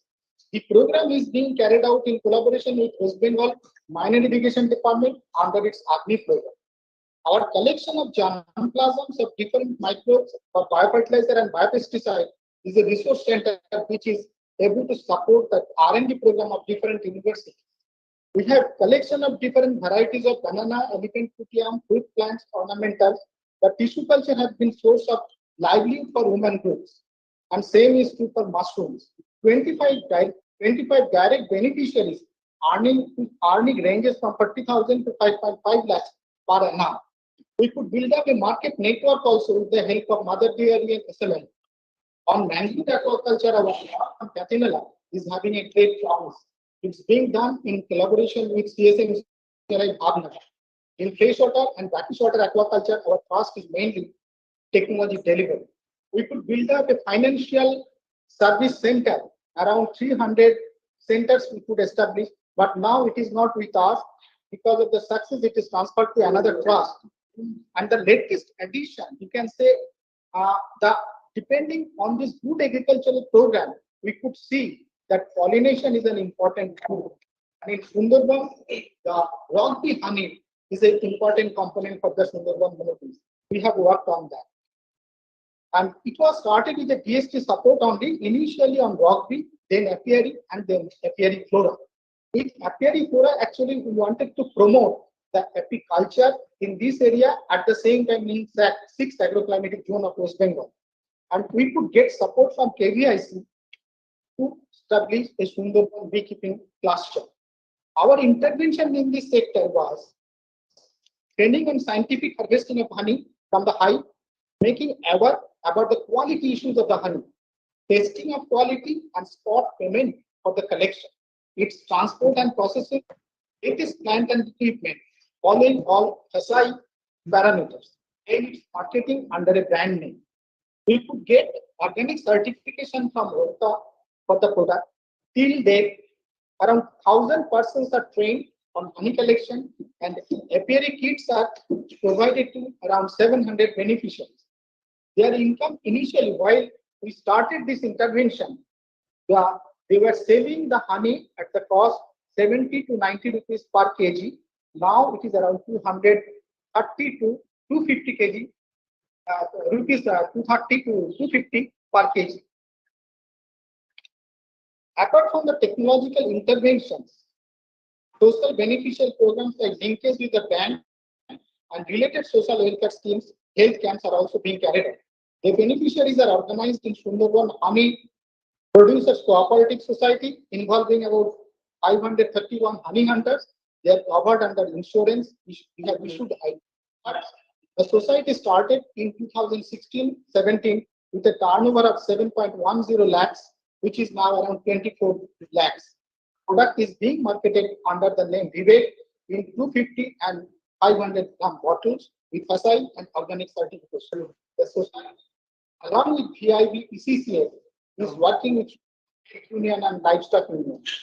We are focusing our success under this MoES program with the rock bee honey hunters. I have presented our whole thing. Now our main, we have a small video that you please. Sure, sir.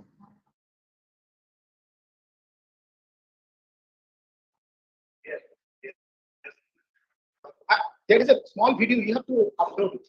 We have sent it to you. Just a minute.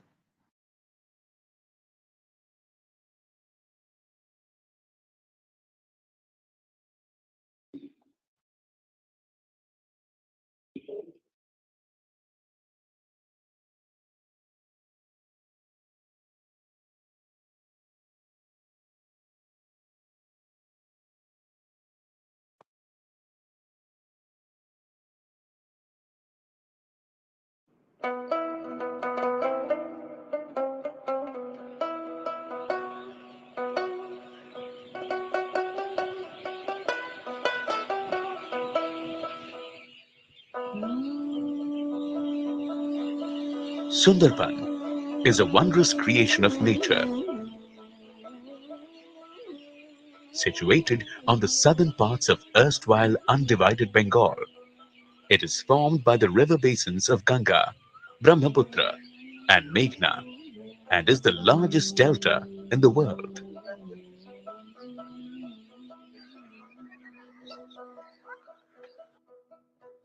Over the last 200 years, the population explosion has exerted tremendous stress on Sundarban. The major inhabitants of these islands belong to the backward and minority classes, who are small farmers, fishermen, honey collectors, and small traders. Soil salinity, natural calamities, climatic change, the inadequacy of cultivable land, and lack of improved crop seeds, and many other adversities plague their economic state.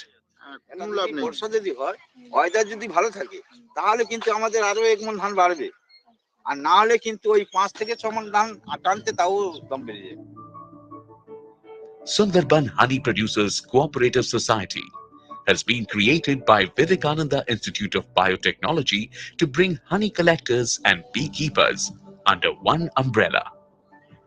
কেভিআইসির আর্থিক সহযোগিতায় নিমপির আশ্রম ও ভিপের তত্ত্বাবধানে আমরা সুন্দরবন হানি প্রোডিউসি একটা সমিতি গড়ে তুলেছি এবং নিমপিটের তত্ত্বাবধানে আমরা তাদেরকে ট্রেনিং দিয়েছি। ট্রেনিংয়ের মাধ্যমে উন্নত প্রযুক্তিতে সুন্দরবনের মধু আমরা সংগ্রহ করি, সেই মধুটা আমরা নিমপিট আশ্রমকে দিই, দিয়ে আমরা ভালো লাভ পেয়েছি এবং আগামী দিনেও আমরা সেইভাবেই একসঙ্গে কাজ করতে চাই। সুন্দরবন এই হানি প্রোডাক্টার ভিত দ্বারা এই নিমপিট আশ্রম আমাদের বৈজ্ঞানিক মতে তাদের ট্রেনিং দিয়ে এই 63 জন লোক এই দেউলবাড়িতে অঞ্চলে কুলতলি থানার মধ্যে আমরা মানে সোলার ডুম আলো বা কিটস দেওয়া হয়েছে, সাজ এবং নৌকোয় বসানো হয়েছে। তাদের সুযোগ সুবিধা স্বাস্থ্যের সঙ্গে আমাদের যুক্ত আছে এবং আমরা চিকিৎসাও হয় এই দ্বারা।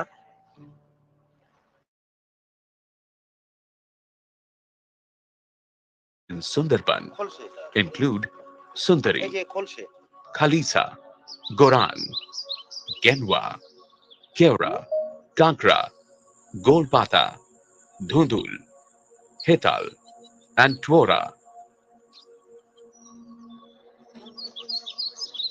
The rock bees, Apis dorsata, swarm into these trees during the flowering season, from February to May, to construct hives.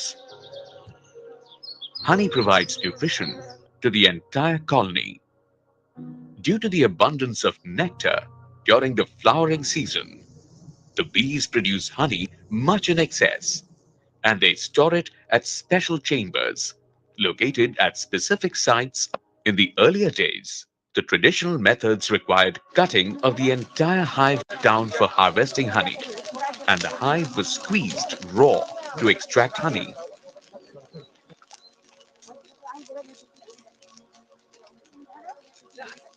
As a result, the entire colony was lost, and the collected honey used to get contaminated with wax, pollens, larvae, pupae, and dirt. Thus, the produced honey was of low quality. These days, the honey collectors are trained to cut down only the storage chambers containing honey and leaving the brood chambers alone.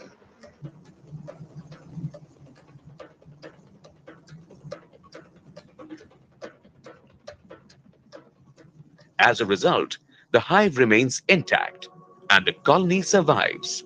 The storage chambers are reconstructed and filled with honey soon.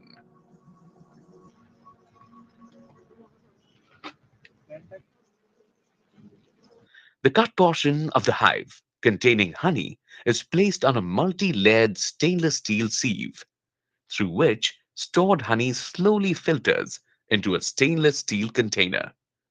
The extracted honey is taken to the honey processing plant. Vivekananda Institute of Biotechnology has constructed a common facility center, or where collected honey is stored. The state-of-the-art honey processing, bottling, and packaging plant and the laboratory ensured to upgrade honey.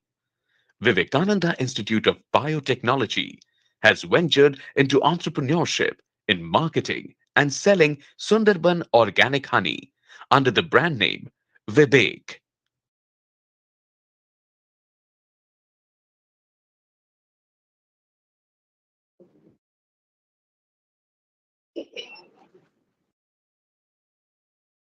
Thank you for the informative video, sir. I have a few questions to you. Sure.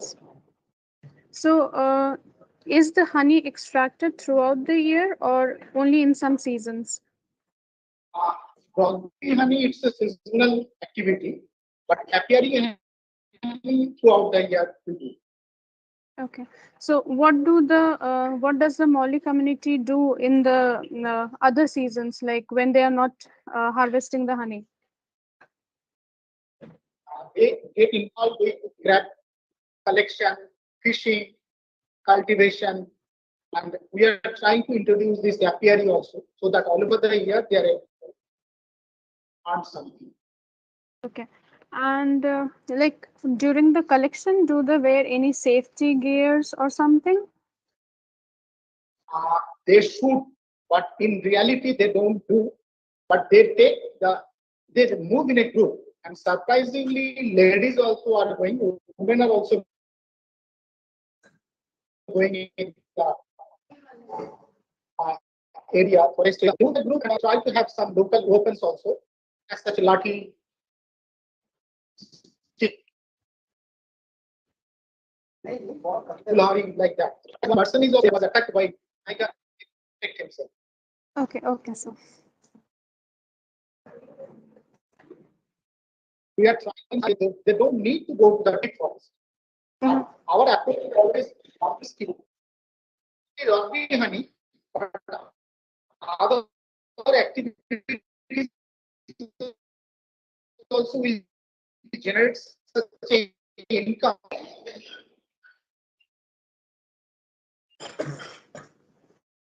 Hello. Yes. Am I audible, sir? Yes, now you are audible. Okay. And sir, I would like to ask about the quality checking of the honey. Like, how do you go about the entire procedure? We check it at 2 points. While we are collecting the honey at that point, we can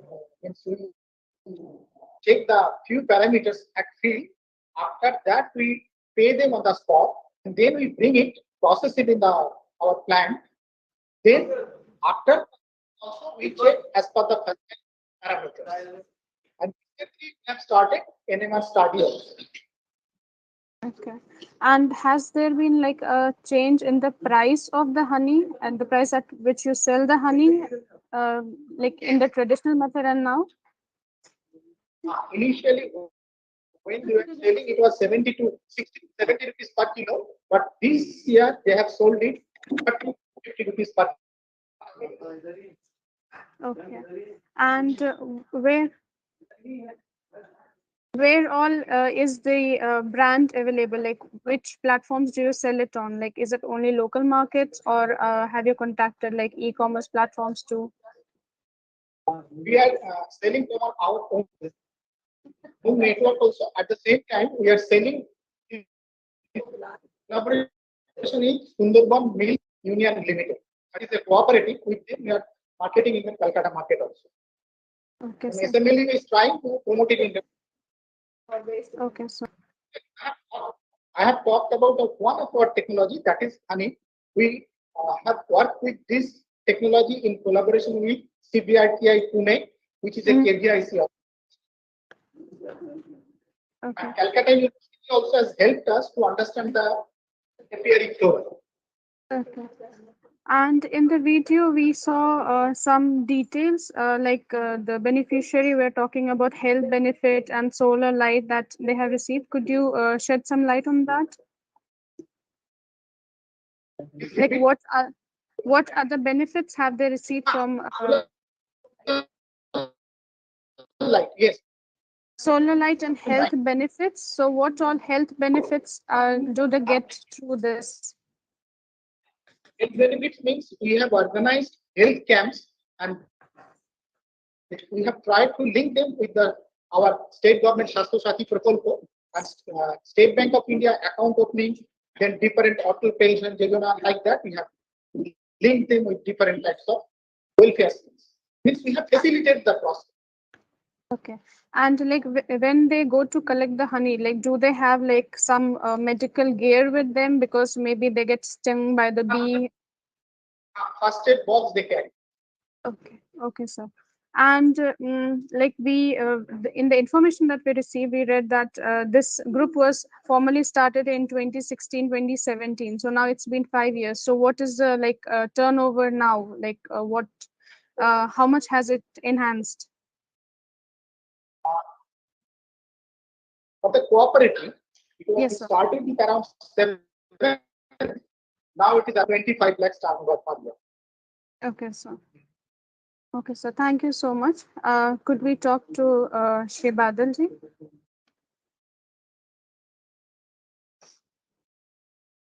Hello, sir. Hello.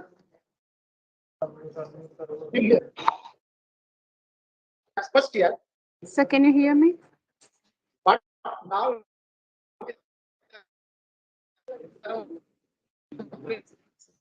in 5 lakh members getting a So sorry, sir, I could not hear you. Could you repeat? Yes, initially when we started, it was around 7 lakhs. This year it was around 25 lakhs, and we are in the dividends as the cooperative members. Okay. And are you planning to take this technology to the other people also? Other communities in the Sundarbans? Yes, yes. We are in Bankura also we are trying to establish such a cluster. Okay. And in Chagram, okay, apart sir. from South 24 Organs, that's Sundarban. Okay, sir. Thank you. Now I will introduce you. This is Sri Krishna, who is a village boy. He is youth rather, not boy. He is a person who is from the.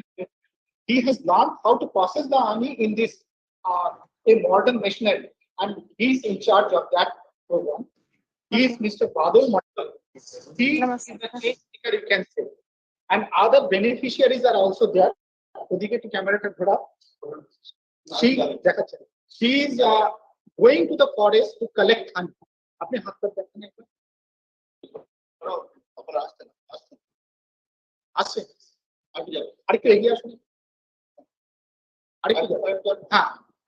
Namaste.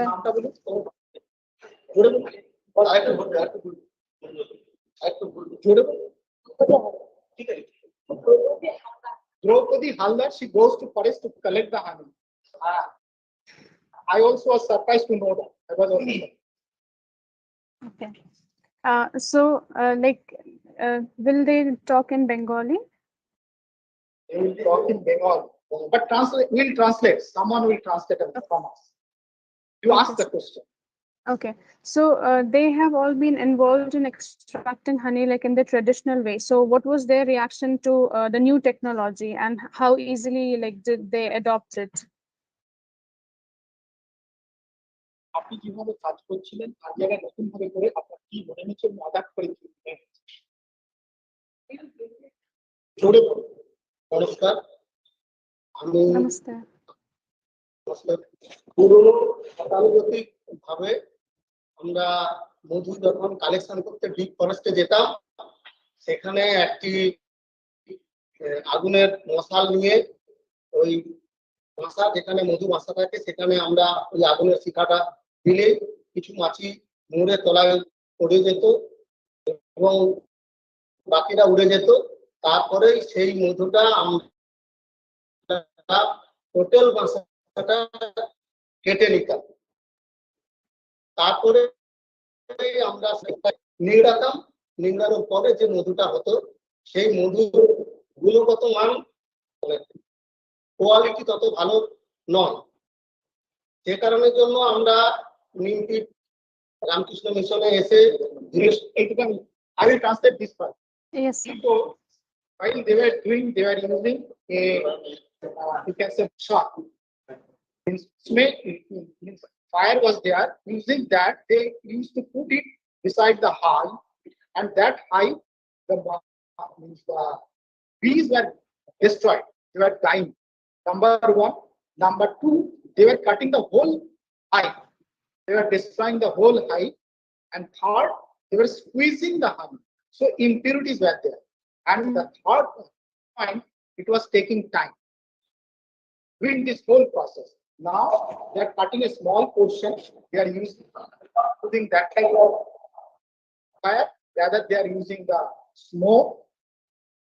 So the time is less, quality is best, and the bees are also not dying. That is the most important contribution. So as the quality is more, so they are earning more. Mm-hmm. So I have one question. Since you do not destroy the whole hive, how long does it take to regenerate, for the hive to regenerate? Like, do you have any information on that? Hive থেকে আবার regenerate করতে কদিন লাগে? একবার কাটার পরে কদিনের মধ্যে ওটা আবার 15 days.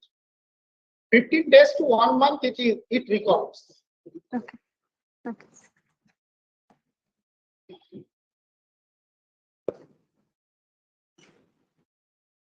Hello. Yes, please. Any other? Yes. So yes, sir. So what other livelihood activities do they carry out? Like individually, I would like to ask them, like, what other activities do they do? For income? Yeah. ছাড়া আর কি করে? জোরে সামনে এসে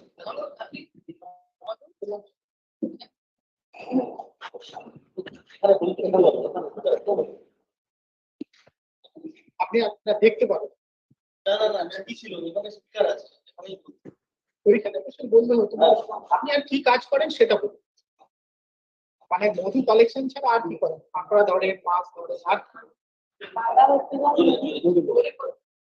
ধরতে যায় নদীতে, কাঁকড়া ধরা হয়ে গেলে ভিন্নটা কাঁকড়া ধরে চলে আসার পরে ভিন্নটি মধু কাটা শেষ হয়ে গেছে, তা কি করবো? কাঁকড়া ধরা হয়, কাঁকড়া ধরা পড়ে এসে তাও মনে হয়। As I told you, their main, apart from this, they catch crabs from the mangrove forest and catch fish. That is the main profession. And small, you can say, agricultural activities are there. Okay. And how much has their income enhanced? Like, how much has her income enhanced because of the technology implementation?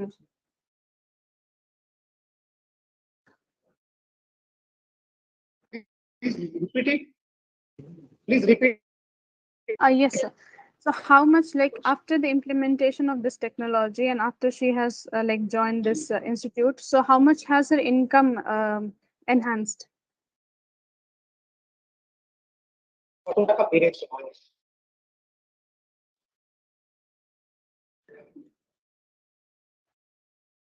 Hello. মানে ধরুন সারা বছরে আপনি কত 8 থেকে বিক্রি করতাম, সেই মধু এখন 22 থেকে 25,000 টাকার মতো বিক্রি হয়। Initially, they used to earn as a whole total 8,000 to 9,000 per year. Now they are earning around 22 to 25,000 per year. Okay. Only from this activity, like otherwise, like from hello. Only honey. From only honey, they are earning this much. Okay. And has it affected her other lifestyle and her health and education of her children? Has this activity affected it, the other aspects of her life? টাকাটা পাওয়ার ফলে জীবনের এরকম উন্নতি হয়েছে যে ভালো কিছু হয়েছে, বাড়িটা ভালো হয়েছে, ছেলে মেয়েদের ভালো পড়িয়েছে, ভালো ডাক্তারের কাছে যেতে পেরেছে। এই টাকাটা পাওয়ার ফলে আমাদের বাড়িতে ছোট ছোট ছেলে মেয়েদেরকে টিউশনমুখী মানে স্কুলমুখী করিয়েছি এবং তাদের পোশাক পরিচ্ছদ, তাদের খাওয়া, তাদের মানে সামাজিক জীবনযাত্রার মান আগের থেকে অনেকটা ডেভেলপ হচ্ছে। আপনি হিন্দি জানেন? They are telling the children education is better, their clothing is better, the lifestyle also has standard of living also is better. They are able to provide them a nutritious food, better food. Okay, sir. And could we talk to other beneficiaries too? Badal ji? आगे चलो।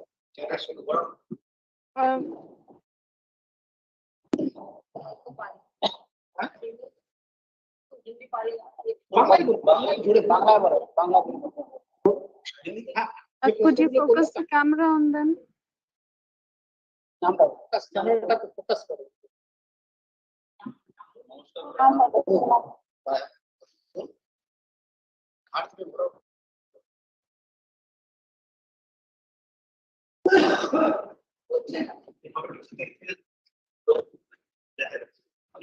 দেখা যাচ্ছে না, এই উল্টো হয়ে গেল, উল্টো দিকে হয়ে গেল। এবারে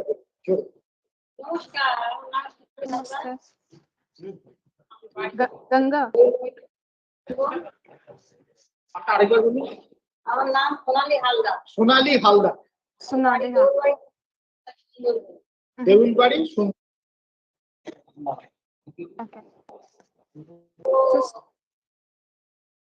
বাংলা Please continue. অল্প পারি তো অল্প যেরকম পারি সেরকম বলছি। हम लोग जो मधु मांग रहा है ये हम लोग 5 जनाना है, तो हम लोग मधु कलेक्शन में ग्रुप है तो हम लोग जाता है। हम लोग के साथ और भी दूसरा लोग जाता है तो हम लोग मधु मांग के लाता है। पहले तो दाम को कमती था और हम कम दाम में हम लोग को देता हो। जब से हम निम्पित में आया है मैंने निम्पित से जगह जगह हो गया, तब से हम लोग धीरे धीरे पहले पहले कम से बेसी हो गए शुरू हो गया। 30 रुपया 50 रुपया ऐसे हो गया। पहले पहले हम लोग का कमती होता निम्पित से जैसे हम जगह हमसे जब से निम्पित से जगह हो गया उसके बाद हम लोग का थोड़ा सेंशन में उन्नति हुआ और हम लोग को लड़का लड़की में लेखा पढ़ाई में सिखाया है और अच्छा में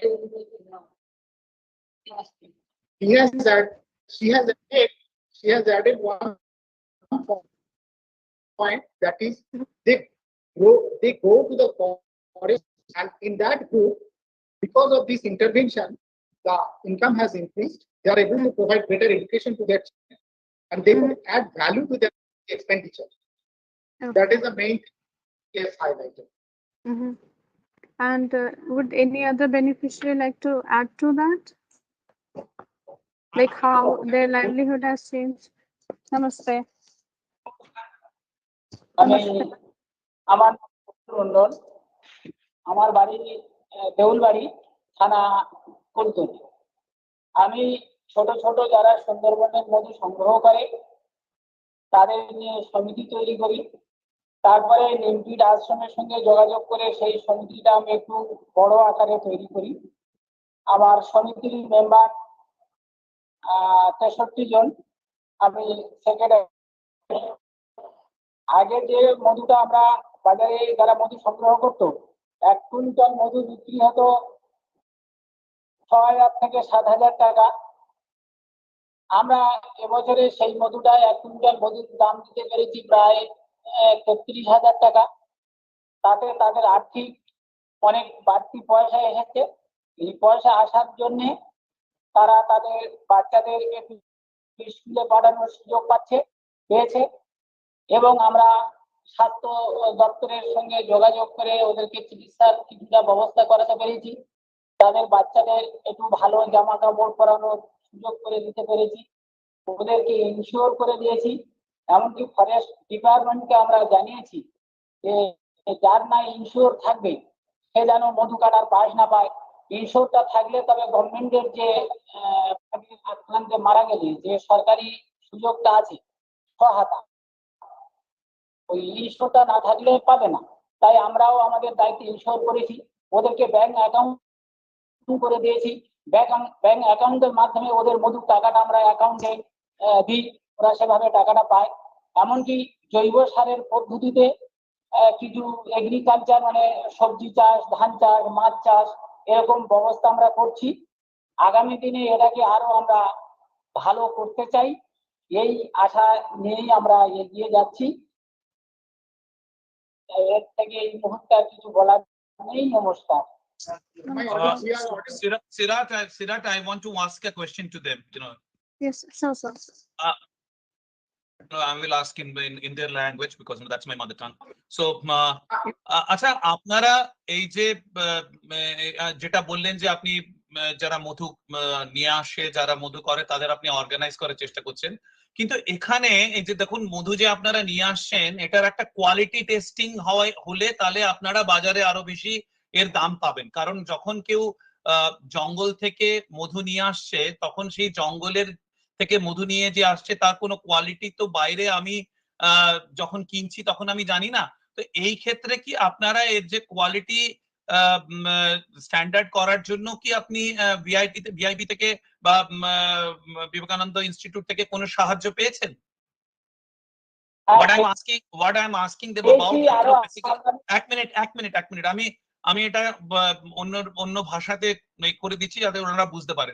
What I'm asking that like what they talked about it, they're organizing and collecting the the honey, but the main SNT input in terms of quality, because unless and until you have a quality assessment you cannot get the the market value as bad. So whether they have got any help from the Vivekananda Institute? Yeah, এবার বলুন। আমরা biotechnology থেকে আমরা অনেক সহায়তা পেয়েছি। Quality testing কোয়ালিটিটা আমরা সম্পূর্ণটা বলতে পারবো না, ওনারা টেকনিক্যাল যে আমাদের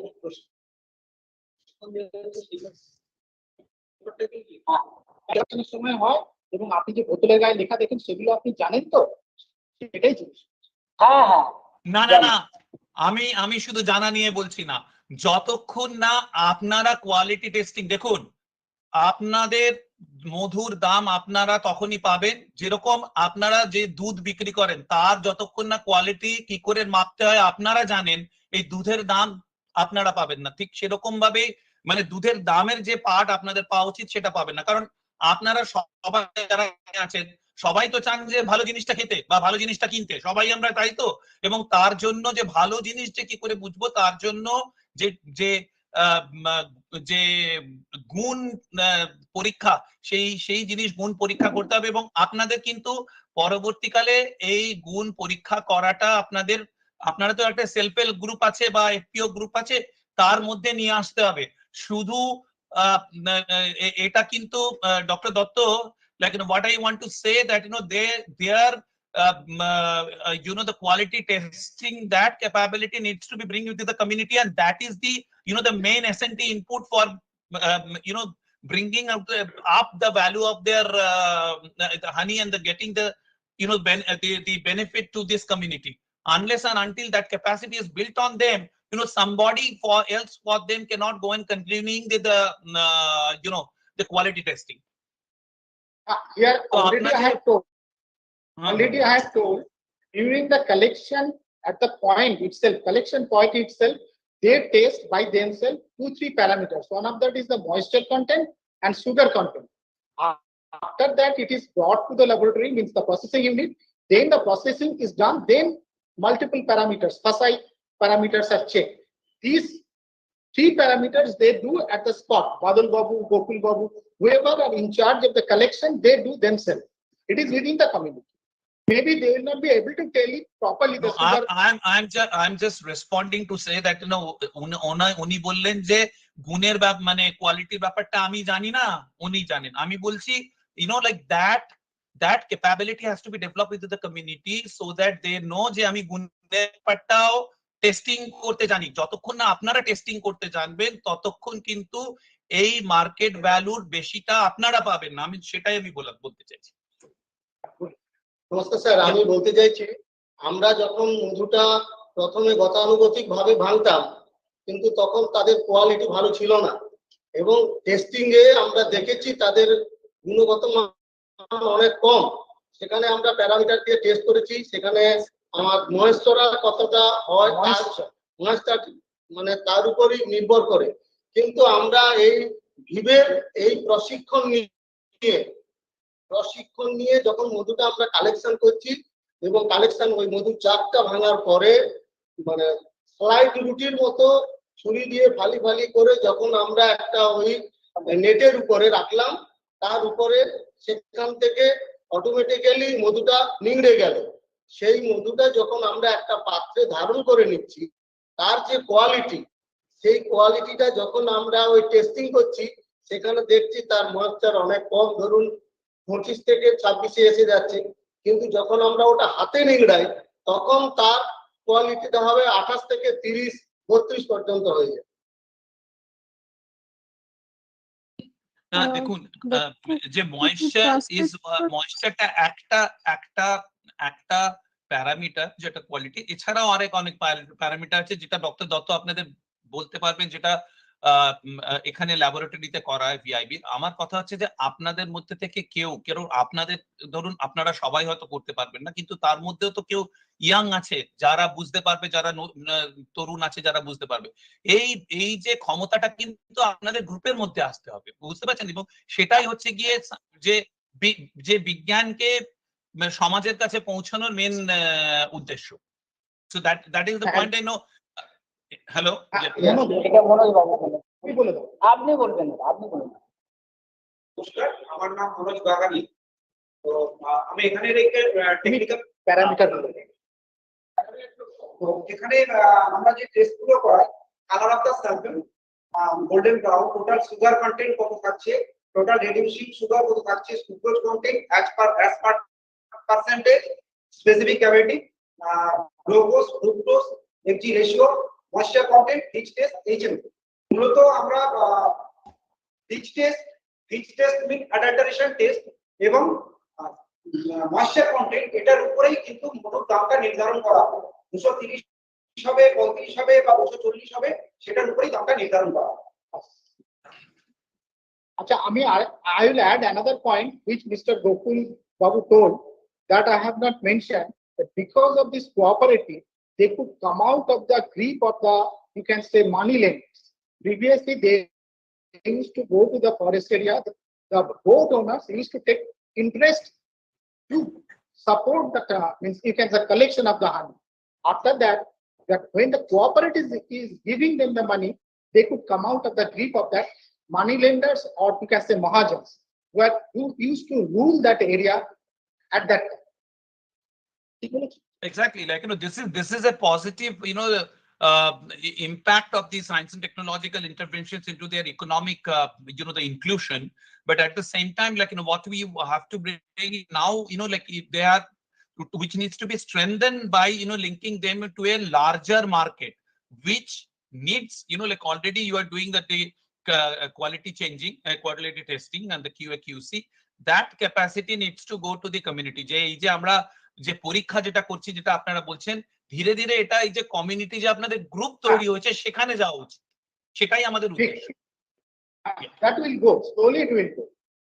Yeah, and as you told, it takes time.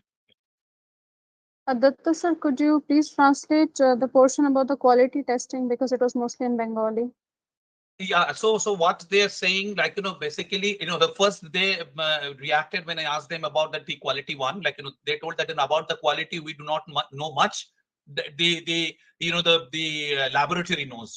So then Dr. Datta intervened, and the gentleman who is sitting on the left, he said that the quality testing they do at the community's aid during the collection itself, because at the place of the collections, like earlier they used to do in a traditional way of breaking and then crushing, which used to keep around 29 to 30% of moisture. So now they use a different, the method by breaking. Then they, by breaking the beehive, they keep it in a, like in a box and then drip it out. So which the moisture content is now 25 to 26%. So there is an increase in that. Then, on the right hand side, the gentleman, he talked about that what are the parameters they measure in the laboratory itself, like the different parameters of the the honey data. My suggestion was that, and ultimately that in the laboratory what they do, this because ultimately the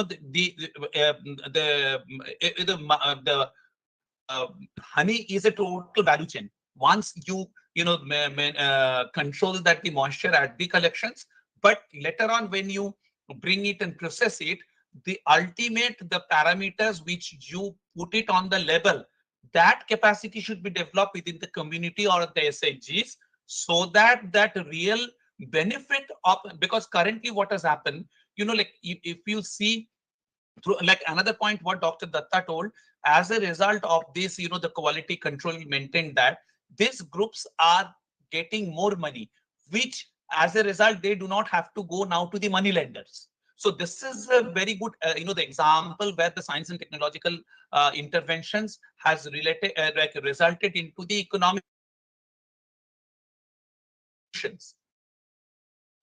attempt to, bring down that this quality of the this quality testing capability at the group SHG level, so that they can be linked up to the higher the market level, because the higher market level always is quality conscious, and the majority of the profit of that can go to the community, so that they can go to the higher value chain of the economic inclusions. So this is the point what I do. Thank you, sir. Thank you so much. DK Datta sir, thank you for the informative session, and we thank you and all the beneficiaries for joining us. Thank you, Manojji, Badalji, Sunanaji, Gokulji. Thank you so much. Namaskar. And thank you. And our next session is a roundtable discussion, which will be hosted by Dr. Debapriya Datta, Head Seed Division DST. Datta sir, please take over. Okay, thank you. Thank you.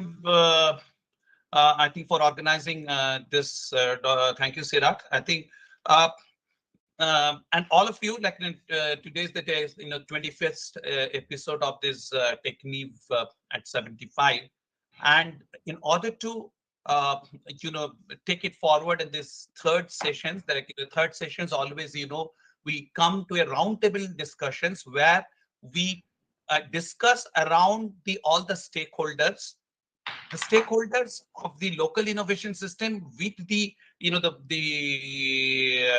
formal innovation system, that how really we can find a India-centric model where the local innovation system can be strengthened through the formal innovation system. So I think in order to take it forward, like with me, there is Dr. Hiralal, who is the Additional Managing Director of National Health Missions and Project Directors, UP AIDS Control Society. I think Dr. Hiralal has a hello, yeah, Hiralal, yes, yeah, good evening, आपको स्वागत है. और हीरालाल जी एक Indian administrative service के अधिकारी है, लेकिन उनकी जीवन गांव से जुड़ी हुई है. एंड आई थिंक हीरालाल जी वो एक्सपीरियंस हमारे सामने लाते हैं कि जिससे कम्युनिटी के टोटल रेजिलियंस कैसे डेवलप होता है. हम उनकी एक्सपीरियंस से सुनेंगे कि Dr. Hiralal, like this sessions we want to understand that like generally we feel that all our development is that from the our formal innovation system will bring and change the people's life. But if we see this 75 years, really that has not happened. If it would have happened, then we would not have this the discussion itself. Rather, what we are understanding that the time has come. अभी शायद हमें जो गांव और गांव के लोगों की जो जीविका है, उन्हीं की जो प्रोसेस में जो नवाचार है, उसको हमें समझना पड़ेगा, और जो फॉर्मल इनोवेशन सिस्टम है उसको उन्हीं को स्ट्रेंथन करना पड़ेगा.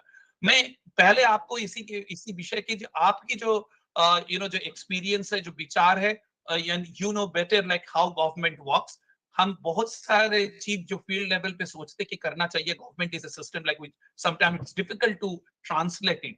तो इसी के आपकी जो एक्सपीरियंस, हमें पता है आपकी जो बैकग्राउंड, आप गांव से आए हैं, you are one of the IAS officer, you are working in the developmental field। इसी के बेसिस पे जैसे ये जो ओवरऑल हमें जो लगता है, जो ये हम जो इनोवेशन सिस्टम जो बोलते रहते हैं, जो फॉर्मल इनोवेशन सिस्टम, उसको इंडिया सेंट्रिक करना है, उसको भारत सेंट्रिक करना है। मतलब वो जो भारत की जो ज्यादातर लोग हैं, उनकी जीविका और आजीविका में क्या फर्क पड़ सकता है। और हमारे तो इसके लिए हम जो मानते हैं, जिसके हिसाब से हम हमारे साइंस सोसाइटी डिविजन्स में हम काम कर रहे हैं, सी डिविजन्स में, कि जो लोकल नवाचार, जो लोकल इनोवेशंस, उसको पहले आइडेंटिफाई करें और उसको कैसे हम स्ट्रेंथन करें, so that the resilience can come out of their the innovation systems and life system। तो डॉक्टर हीरालाल जी, आपको हमारे अनुरोध है कि इसके ऊपर आपकी जो एक्सपीरियंस है, आपकी जो विचार है, उससे हमें इनलाइटन करें। Okay, thank you for inviting me over here. First of all, I would like to know the word innovation. How we will define the word innovation? Whether we do have a fixed word, fixed definition of innovation which is applicable to all? Do we have such any definition of innovation? How we will define innovation? Or it is Actually, keep changing? Doctor Hiralal, आप देखेंगे कि innovations की जो formal definitions बहुत सारे हैं, लेकिन जब आप फील्ड में जाएंगे, हमारे तो यही like this is our understanding कि innovation is like wherever in a system you put an input and there is an output. Whenever you found that the output by input is more than one, I believe that is innovations. It can be in social context, it can be economic context, it can be any context. ये हमारा विचार।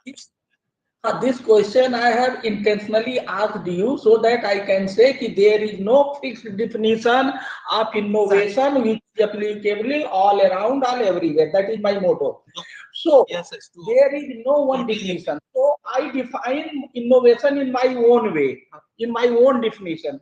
What is how I define my innovation? That how, if you are doing anything in any way to reduce the cost. One thing, if you are doing anything to reduce the timing, if you are doing any work in 20 hours, if you have changed some process or some step and time is reduced, it is going to happen in 18 hours. So you are saving 2 hours. That is innovation. The third thing, if you are not able to reduce the cost, you are not able to reduce the timing, if you are able to reduce, to make the process involved easier, simplified steps, that is also a innovation. So I define innovations like this way. And the answer to your question is, innovation is a sustainable, successful if we are not top down but bottom up approach. So as a district magistrate, I did many innovations in district Mada. I am running a project named Model Gaon. Model Gaon is a project which is run by one of my close friends who is retired CGM of NABARD. I am associated as mentor of this project, and I have written a book also. This book, Dynamic DM. This is available on Amazon as well as Flipkart. And the whole thing, whatever I am doing in the Model Gaon, all innovations are written chapter-wise in this book, Dynamic DM. So I would like to request all the audience who is listening me through this event, this webinar, that they should go to Flipkart and Amazon to buy this and to read what is innovation, how I did innovation, what I am going to speak. So innovation, the best innovation which I did, how to motivate, how to inspire, how to take the active involvement of the masses. That is, my innovation in governance is to involve the masses, do the things in the leadership of the masses. How I did think? I applied 3 tricks and techniques. वो हमारे 3 tricks हैं, techniques हैं, जिसको मैं apply करता हूं, जिससे कि लोग इंस्पायर्ड होता है, मोटिवेट होता है, और फिर वो प्रोएक्टिव होकर के पार्टिसिपेट करता है। वो पब्लिक पार्टिसिपेटरी गवर्नेंस होता है, और that is our innovation. And they lead the they own the programs and projects. That is the main reason behind the success of our works. So क्या है? पहला ट्रिक्स ये है कि हम लोग अपने प्रोग्राम या प्रोजेक्ट में वो काम करते हैं जिसका या तो कास्ट कम हो या कास्ट हो ही ना। कैसे? इफ अगर हमें मान लीजिए कोई वाटर कंजर्वेशन पे बैठक करना है, तो हम लोग क्या करते हैं, उसको गांव में जाते हैं, जिस गांव में बैठक करना है, तालाब के किनारे, पेड़ के नीचे, दरी पे करते हैं। नो माइक, नो फूल माला, नो ताम झाम, नथिंग, सिंपल, जैसे गांव का पहले पंचायत होता था। I did as a district magistrate. तो क्या हुआ? उससे कास्ट डाउन हो गया। What happened? Hello, are you able to hear me? Yeah, I can hear you. Just there is a call here. So what happened कि उससे हमारा जो कास्ट था, जो मेरा पहला ट्रिक है, उससे हमने कास्ट को घटा दिया या कास्ट को रिड्यूस कर दिया। ठीक है, पहली बात। क्योंकि आप कोई इनोवेशन करो या कोई काम करो तो उसमें ये पैसा मांगोगे, आपको पैसा नहीं मिलेगा, एक बात। दूसरी बात क्या है, जब हम कोई प्रोसेस या कोई एक्टिविटी करते हैं तो हम क्या करते हैं, जो उस प्रोसेस, एक्टिविटी, इनोवेशन में जितने स्टेक होल्डर इन्वॉल्व होते हैं उनको हम रिस्पॉन्सिबिलिटी डिवाइड कर देते हैं। फॉर एग्जाम्पल, एक इवेंट करना है तो आप ये व्हीकल का इंतजाम कर दो, आप ये स्टेज का इंतजाम कर लो, ये चाय पानी का, जो भी स्टेक होल्डर होते हैं उसमें हम जो है सबके अलग अलग डिफाइन कर देते हैं। छोटा छोटा कंट्रीब्यूशन से एक बड़ा इवेंट हो जाता है। ये मेरा सेकेंड टेक्निक है। एंड थर्ड टेक्निक, जितने भी स्टेक होल्डर हैं सबका प्रोएक्टिव ओनरशिप और इन्वॉल्वमेंट चाहिए। ये अगर तीनों चीज होती है तो कोई प्रोग्राम, कोई प्रोजेक्ट, कोई काम, वो एक जन आंदोलन बन जाता है। उसमें हर आदमी का इन्वॉल्वमेंट होता है।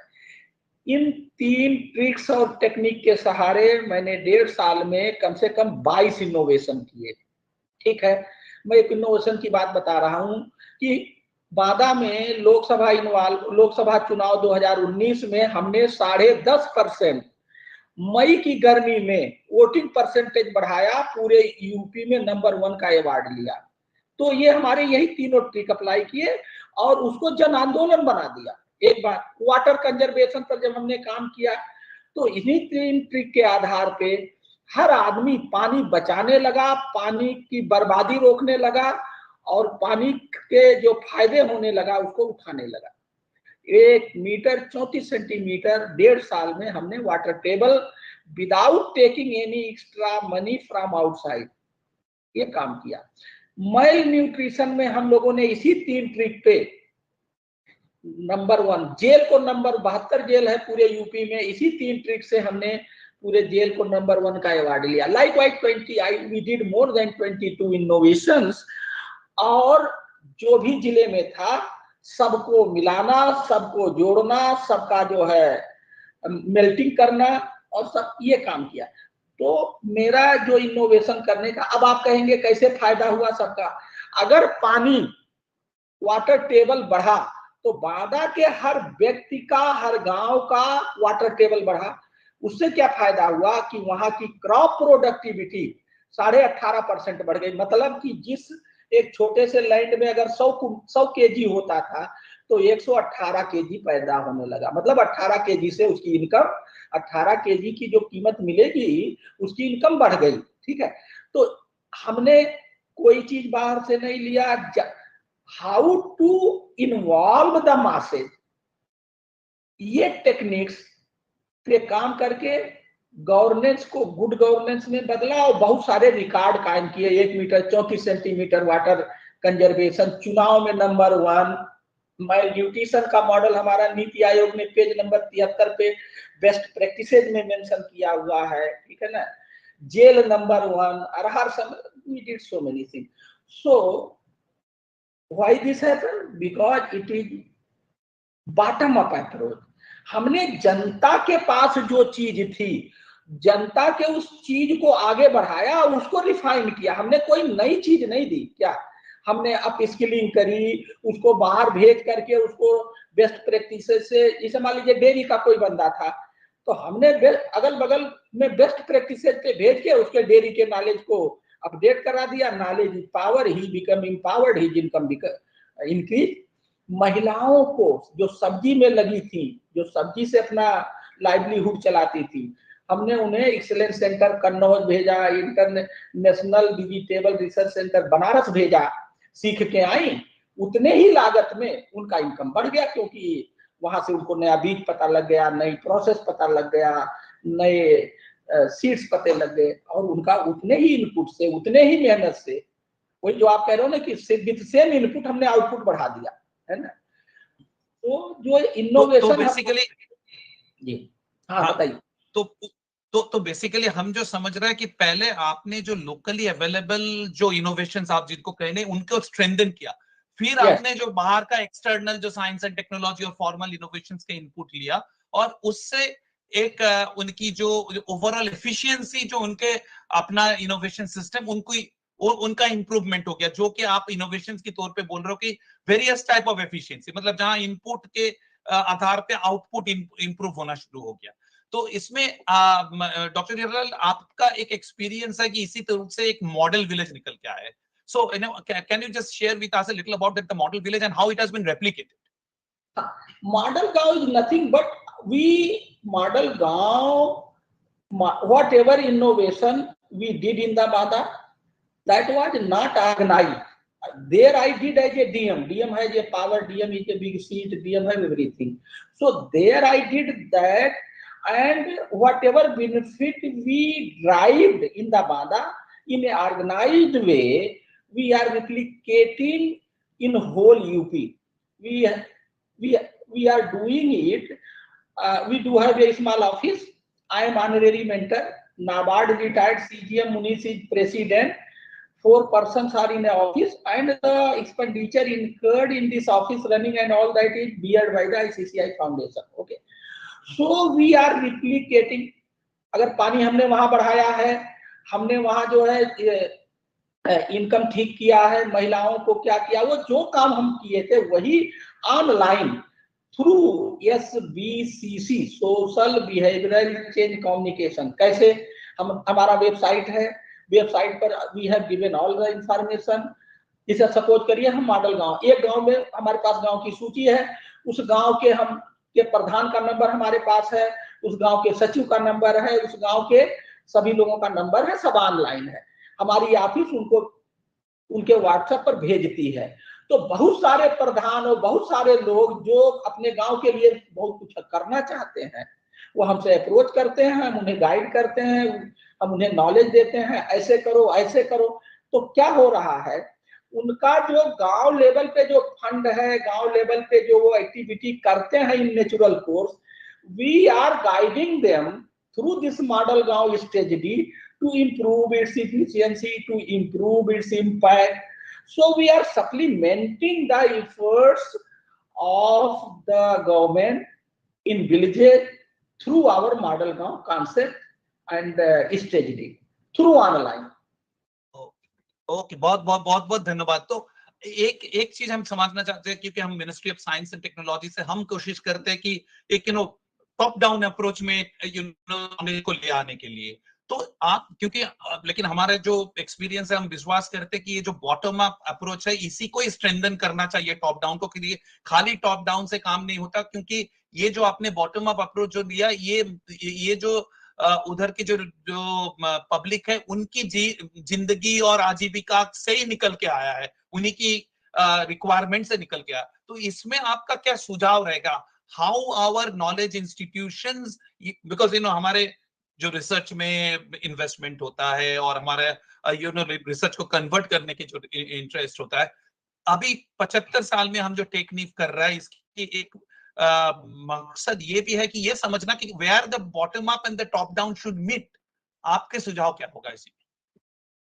देखिए, मेरा ये कहना है कि जो ये गांव लेवल में या हर जगह जो इनोवेशन हो रहे हैं, ठीक है, चाहे वो खेती का इनोवेशन हो या किसी एप्लीकेशन का इनोवेशन हो, हमारे पास स्टार्टअप और stand up, there are so startup India का प्रोग्राम चल रहा है, ठीक है ना। अभी स्टार्टअप इंडिया अलग चल रहा है और साइंस टेक्नोलॉजी अलग चल रहा है, ठीक है। ये जो हम लोग विभाग में अपना अपना करके अपना जो नंबर बढ़ाते हैं, जबकि ये दोनों ओवरलैप है, ओवरलैप, ठीक है। तो मेरा ये मानना है कि आप लोगों को साइंस एंड टेक्नोलॉजी को स्टार्टअप वाले लोगों से बात करके और दोनों को एक दूसरे से कोलैबोरेटिव अप्रोच में काम करना चाहिए। आपके जो बंदे अच्छा काम कर रहे हैं उनको स्टार्टअप में रजिस्टर करा करके, जस्ट 1 मिनट, हेलो, रविंद्रालय नहीं यार, हमने जो लोकेशन भेजा है वहां आइए, जो है अभी हम अच्छा अपने ऑफिस से कहते हैं दोबारा। हेलो, अरे वो इंस्पेक्टर को रविंद्रालय पहुंच गया यार, उससे फोन से बात करके बनाओ। तो मेरा ये कहना है, अब मान लीजिए स्टार्टअप इंडिया में है, आपने रिसर्च कर लिया और बहुत सारे लोग हैं, उनका कमर्शियलाइजेशन कैसे होगा, क्या होगा, तो आपके ये जो हमारे यहाँ जैसे जिला विज्ञान समिति जिलाधिकारी अध्यक्ष हैं उसके, ठीक है, इन लोगों को मतलब वहां से आपको ऐसे कैंडिडेट उठाना चाहिए और उनको हैंड होल्डिंग करके थ्रू स्टार्टअप इंडिया या और जहां जहां हम कोलैबोरेट कर सकते हैं उनसे वो फायदा ले करके आपके इसको कमर्शियलाइज कर देना चाहिए। मुझे जो लगता है ये बड़ा सिंपल है, 2 विभागों को जोड़ना है, कोऑर्डिनेट करना है, फैसिलिटेट करना है। एक पाथवे तो कमर्शियलाइजेशन है, लेकिन एक बड़े पाथवे जो है हमारा सोशल भी है, क्योंकि आप जो कर रहे हो बेसिकली सोशल सिस्टम को ही स्ट्रेंथन कर रहे हो कि लोकल इनोवेशंस को आप जो कह रहे हो लोकल लोगों को इनोवेशन से और भी स्ट्रेंथन कर रहे हो। और आपको लगता है कहीं जो हमारे ये जो नॉलेज सिस्टम है कहीं इसी को अलाइन करके उसको स्ट्रेंथन कर सकता है? एक तो स्टार्टअप से आपका कमर्शियल पाथवे हो गया, वो तो इजी है, लेकिन हमारा नॉलेज सिस्टम जो है ना, ये हमारा सोशल सिस्टम के साथ अलाइन करना बहुत ही जरूरत है, बिकॉज उसी से हमारे विश्वास है कि उसी से जो आत्मनिर्भर भारत की जो हमारे ऑनरेबल प्राइम मिनिस्टर ने कहा है, वो आत्मनिर्भरता आएगा जब तक इन्होंने जो कर रहा है उसको हम स्ट्रेंथन ना करें। कैसे अलाइन? देखिए ऐसा है, जो बात हम कह रहे हैं आखिर उससे जब कोई आदमी काम करता है तो वो क्या कर रहा है, वो अगर वो उसको ऑफिस चाहिए, उसको आदमी चाहिए, आने जाने के लिए पैसा चाहिए, उसको अकल चाहिए, मेंटरी चाहिए, ये कौन देगा? आपका स्टार्टअप देगा। वो करेगा कैसे? या तो आप फंडिंग करो या तो वो करे। तो क्या है, अगर उसका चल गया और उसने किसी चीज की 100 रुपए की कास्टिंग घटा करके किसी चीज का जिस पर वो 75 कर दिया, तो ये 25 रुपया का फायदा किसका हुआ? समाज का ही तो हुआ। तो ये जो 25, ये तो सोशल वर्क ही हुआ। 25 रुपये का सोशल वर्क किया कि नहीं किया? उसने किया। तो हमारा ये कहना, अदरवाइज वही खाद वो 100 रुपये में खरीदेगा, और अगर उसने खाद का कीमत घटा दिया, 75 कर दिया, 25 रुपये की कास्टिंग जो घटी, उसका फायदा किसको हुआ? समाज को। ये तो ये it is exactly social work. और मैं आपको बता दूं, मेरा ये स्टडी है, अब ना कुछ कमर्शियल है ना कुछ सोशल है, it is mixed. 40% social, 60% commercial, 60% social, 20% commercial, it is a mix. वो जो पहले था कंप्लीट सोशल कंप्लीट कमर्शियल, ये सब कहानी अब आज के डेट में बहुत ज्यादा प्रिवेल नहीं कर रहा है, ठीक है ना। और गवर्नमेंट सेक्टर में भाई उसको आप ही चाहिए तो वहां स्टार्टअप से आप उठा लीजिए, काम हो जाएगा। तो मेरा ये मानना है, इससे अच्छा आप अगर ये नहीं करेंगे तो क्या होगा? उससे क्या होगा? उसका इनोवेशन, हमने बड़ी कोशिश की बाधा में 135 लोगों को चिट्ठी लिखा, ये किया, कुछ नहीं हुआ। उनका बेचारों का आइडिया उनके दिमाग में है, उनके कागज पे, वो आगे बढ़ ही नहीं पा रहे हैं, they are blocked at that level. तो ये जो नॉलेज बैंक है, एक बात ये हो सकती है, दूसरा काम आप ये करिए, देखिए आपको, आप एक नॉलेज साइंस एंड टेक्नोलॉजी, एक नॉलेज बैंक आपने इकट्ठा कर लिया, अब उस नॉलेज बैंक को आप बेचिए ना। आप मान लीजिए कोई मेडिकल की इक्विपमेंट है, तो मेडिकल इक्विपमेंट वाले कंपनी से बात करिए कि हमारे पास ये नॉलेज बैंक है, और इस नॉलेज को आप लीजिए और आप प्रमोट करिए, इसकी फंडिंग करिए और हमारे इस इनोवेटर को सहयोग करिए। तो उसका फायदा हो गया, उसको नॉलेज मिल गया। आपके इनोवेटर को हो गया, किसके पास फंड नहीं था, फंडिंग हो गया। अब सोशल क्या एंगल है? सोशल एंगल तो है ही है, either you will reduce cost, either you will reduce time, either you will reduce the ease of doing business, you will find that equality. So by getting these three equality, you are doing social service, and your innovator is getting fund, and your this company is getting idea, new idea. ये मेरे एक knowledge bank को कैसे knowledge bank को create करके, अब आप देखिए, ये आप ये कहिए कि ये कमर्शियल और सोशल, ये कोई बाइफरकेशन नहीं हो सकता मेरे हिसाब से, और इसके अलावा कोई चारा भी नहीं है जो मेरे को व्यक्तिगत तौर पे समझ में आता है, क्योंकि आपका this is a very good, you no, आपका एक्सपीरियंस है जो आप कह रहे हो ना, कि अभी रियली फील्ड में इसका बहुत सारा डिफरेंशिएशन नहीं है कि ये कमर्शियल है, ये सोशल है। इट इज, आप जो बोल रहे हो, it's a mix, like, you know, कहीं जगह 60% ये 40 हो, कहीं 40 ये और कोई 60 है ये। So this is a very good, you know, that your out of your experience what you are suggesting.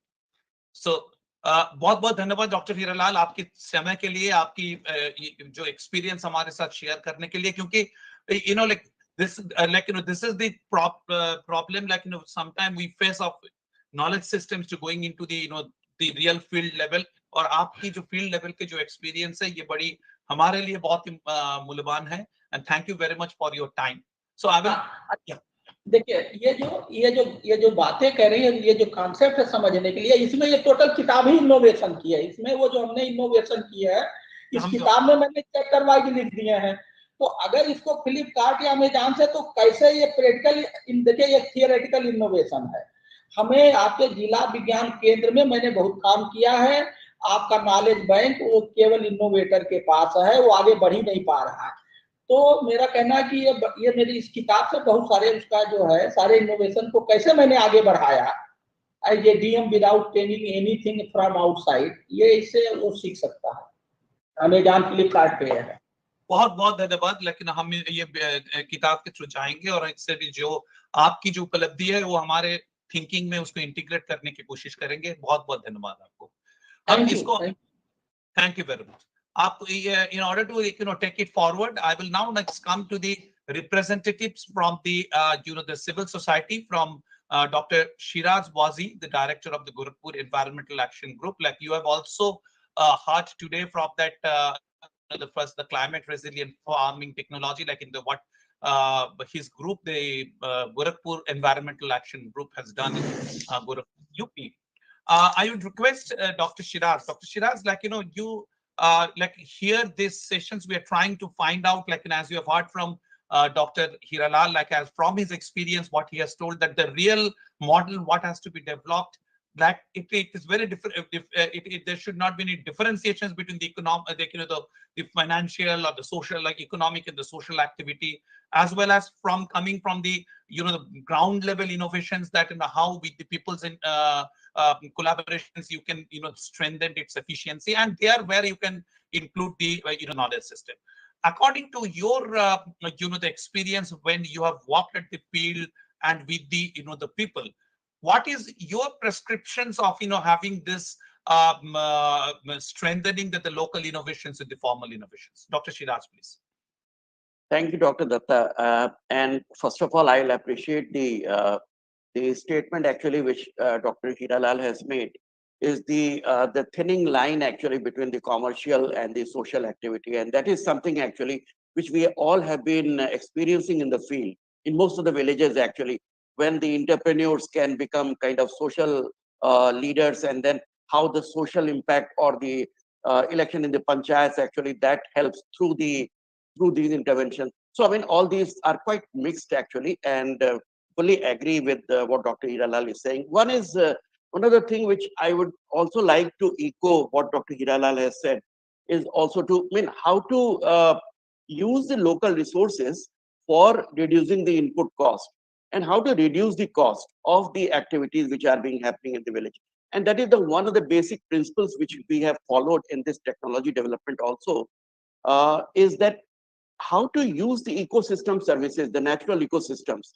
Because the small and marginal farmers with whom we are working primarily, they are directly dependent on the common property resources or the natural resources, from where a lot of input is coming in the agriculture or the farm system, like the food or fodder or seed, or the number of things actually which are coming from the landscape or from the ecosystem which are adjoining these small landholding farms. So that was one point actually on which we emphasize that we try to make more efficient, efficiency of this ecosystem services enhanced through the technology innovations. Like, conservation of the water body, or maybe conservation of the green areas around the farm system, and then integrating the livestock with the agriculture field, and a number of things actually there. So that is the one thing actually. And the second is how to, instead of investing more resources, how to make the resources resilient. We have a lot of resources which already exist. Dr. Hiralal was also mentioning that in the villages, we have a Gram Panchayat development plan. That is something actually which is mandatory for every village to develop. And there are a lot of resources which are available from the 15 Finance Commission, which comes to the villages. How to use that resource for these kind of intervention is also something which is very important. And there our technology helped a lot, that you develop the technology, you hand it over to the village panchayat or other appropriate institutions, farmer producer organization or self-help group or agro service center, and see how this can be scaled or that can be adopted. So making the resources resilient is also something which we have worked and which we have found very effective and useful. And the third point which I would like to mention here is the whole issue of convergence of the technology and the local knowledge. A lot of local knowledge exists, and that is also echoing the earlier discussion on technology evolving from the ground rather than coming from the top. So if it is evolving from the ground, so then the local knowledge contribute a lot. So we tried number of things actually according to the local problems. So instead of taking a technology to a village, first we assess the problems which the villagers are facing. What are the reasons of increasing input cost in agriculture? So there are a number of local reasons. So those local reasons will have to be addressed in such technology development. And there we work for the kind of innovations which can evolve. So that is also something. So synergizing the indigenous knowledge and the technology, that was also very helpful for us. Like the 4 technologies which we have shared today, most of these are actually on the basis of the convergence of these 2 aspects. So using the knowledge and making it more effective. So these are some of the things actually. So Doctor, was it like, you have told like one thing is that bringing the resilience with the available resources at the local level.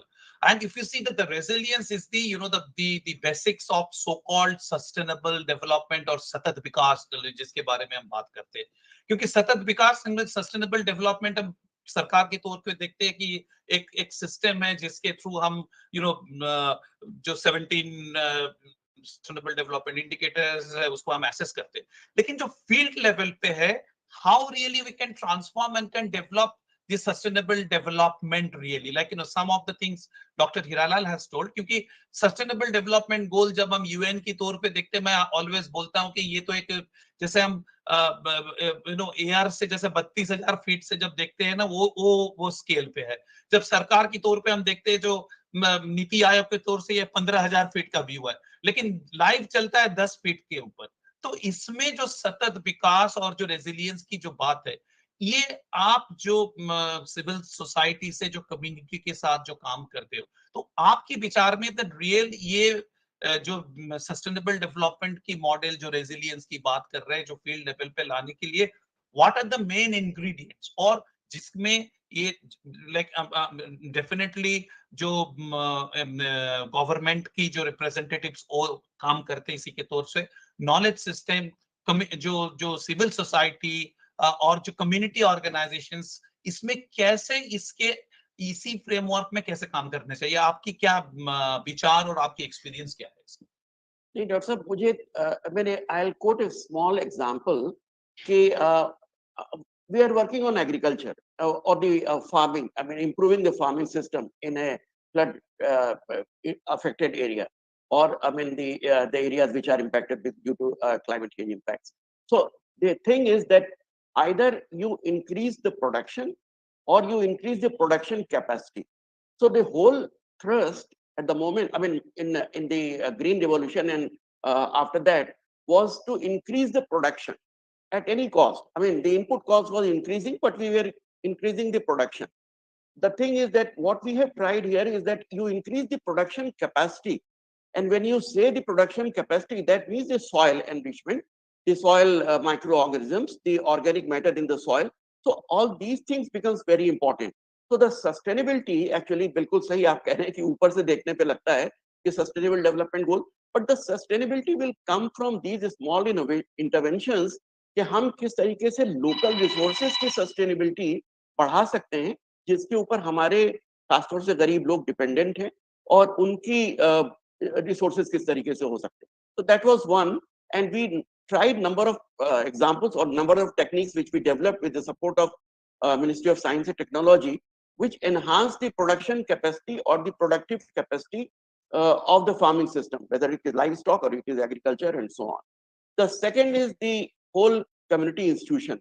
So not only depending on the Panchayat Raj system, but how this convergence of different institutions like farmer producer organization or self-help group or the agro service centers and even the panchayats. So panchayats are usually, I mean, we are working in the villages with government of UP also for developing their Gram Panchayat development plans as a climate resilience Gram Panchayat development plan. And there also we see that ये जो local institutions हैं, उनका और पंचायत का कोई link बहुत अच्छा नहीं है.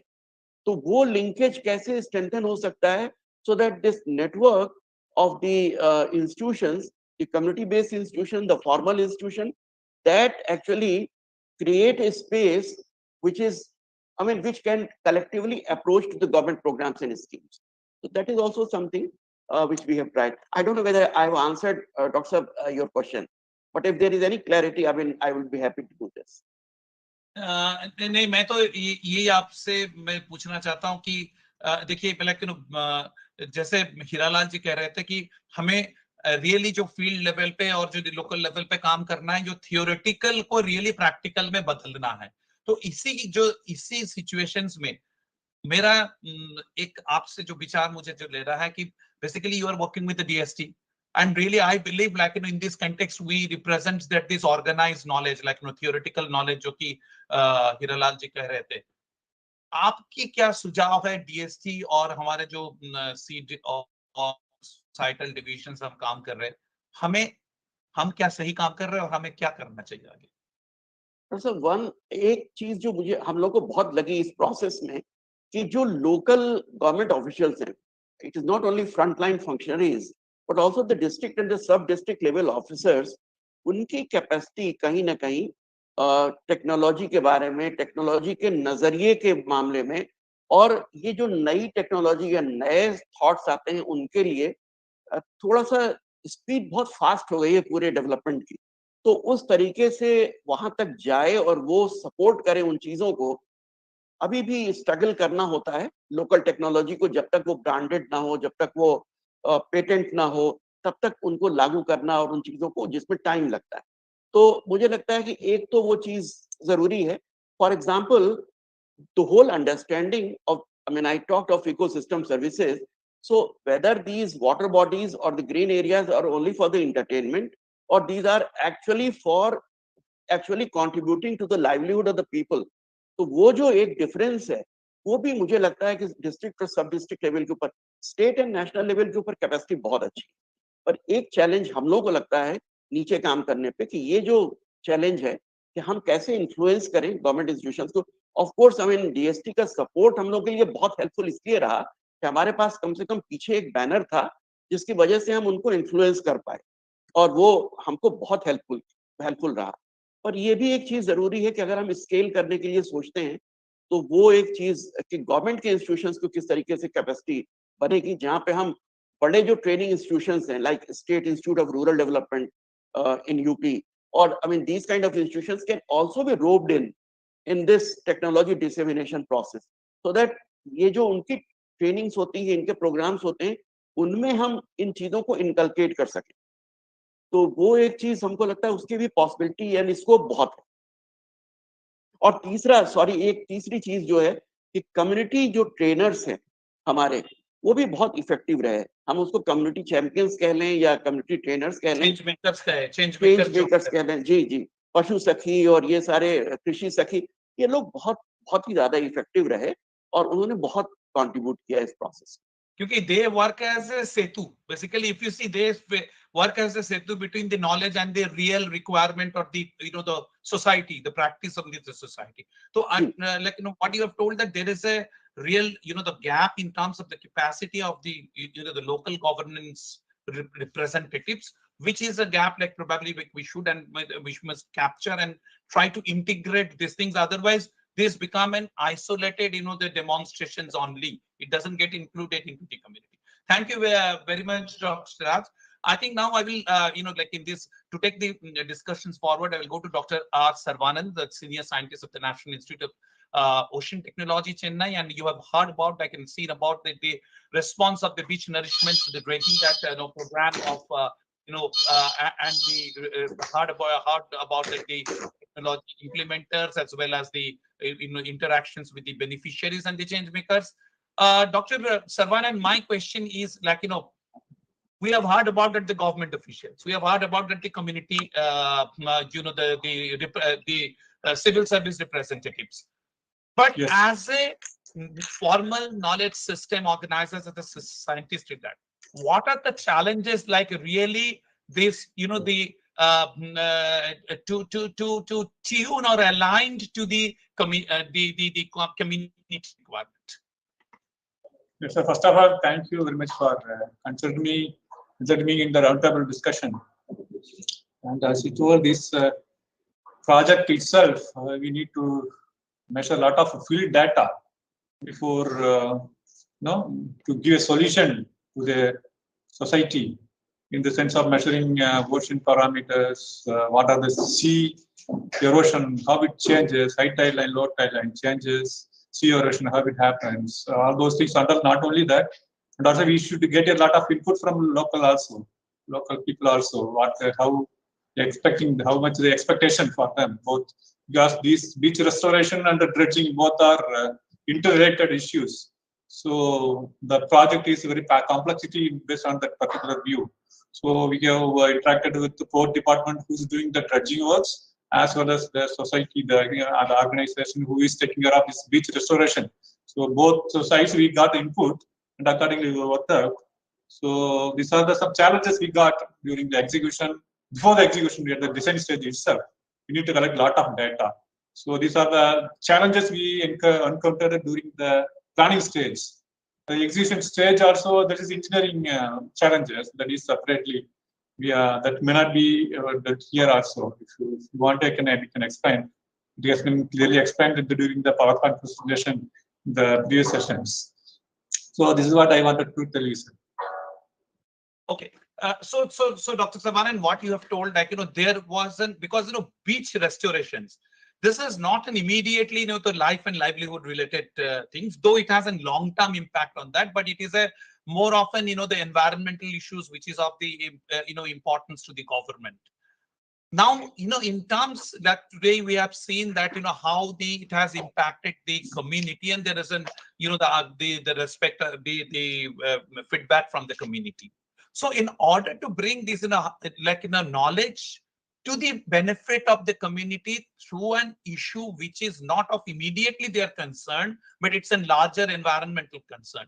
So what is your view, that there is a macro issue which you have somehow addressed in order to bring the benefit to the community? So what is your view that how it has been done?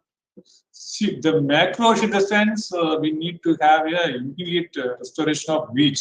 As macro level input, we got the beach restoration, and it increases the livelihood of the people by indirect business by benefits like fishing, selling, and other aspects. And fishermen can keep their catamaran on beach itself to go into their daily activities.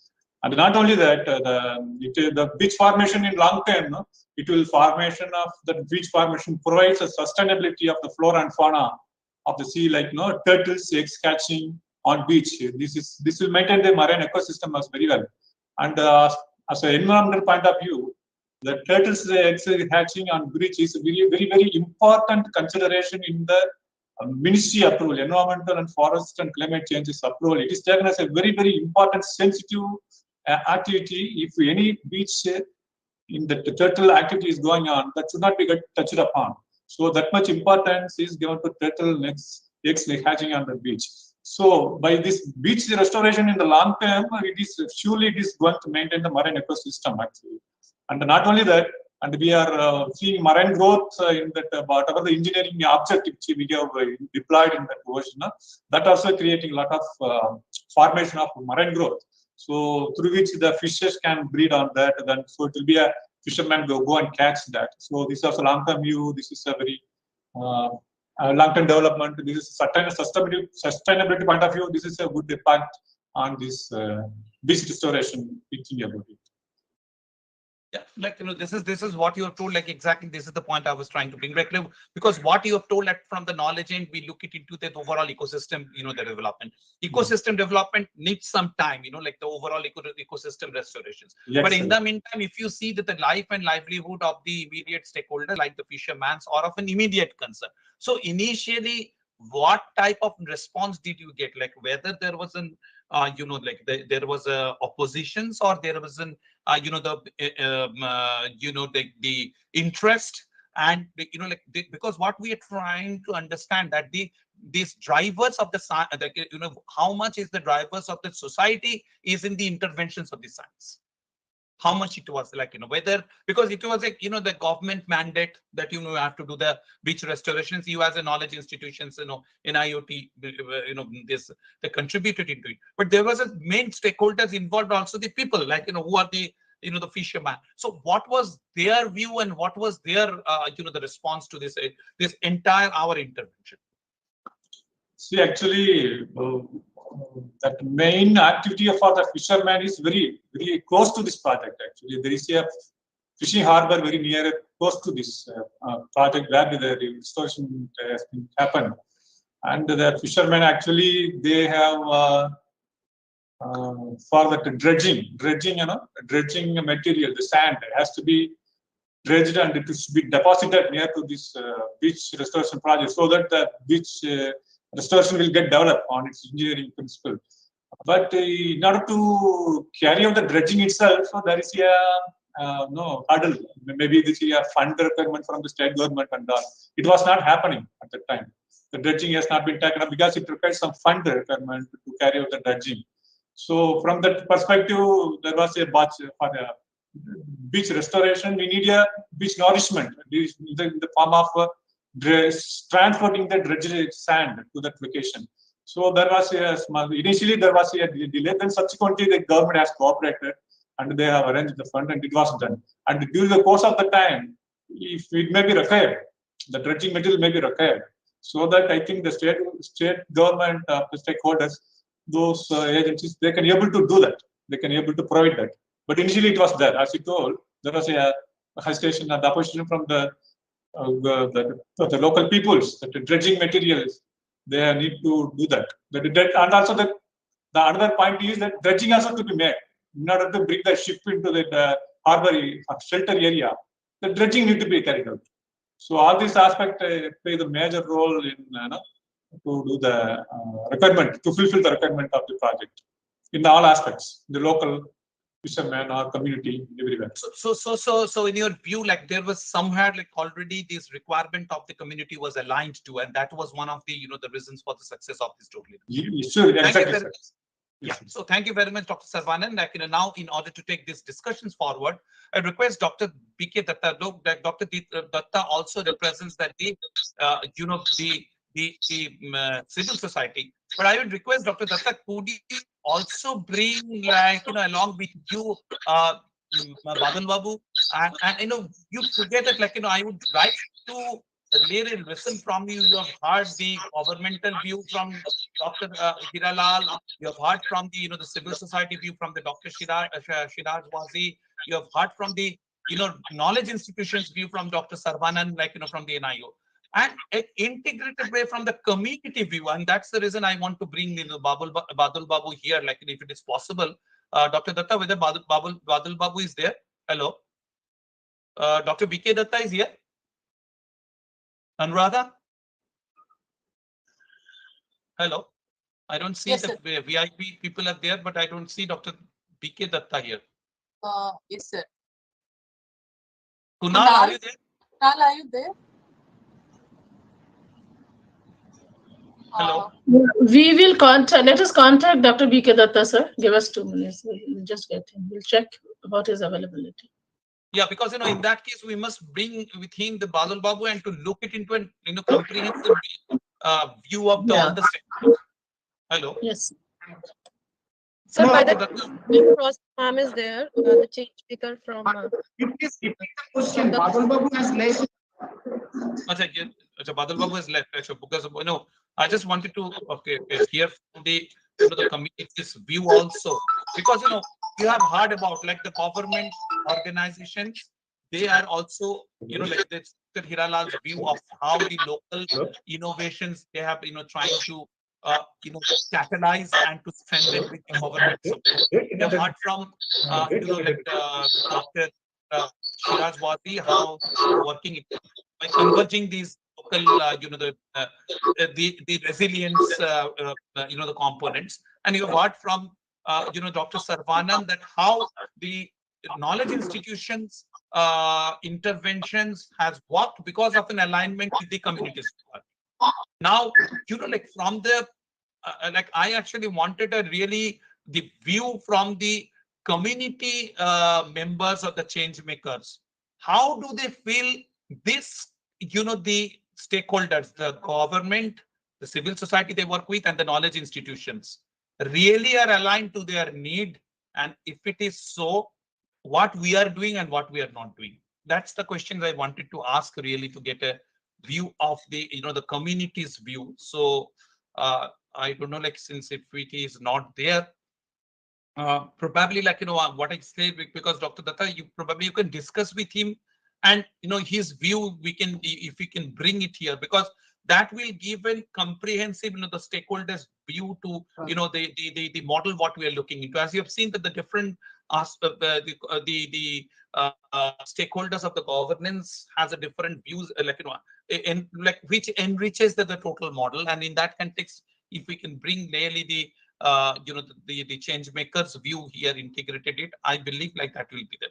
Do you have anything specific from really the community's point of view to the contribute here? Dr. Datta? Kinkiniji, I think I don't hear him. Okay, we'll just get him. We'll just check with him. Yeah, otherwise, like with this, because we have to conclude.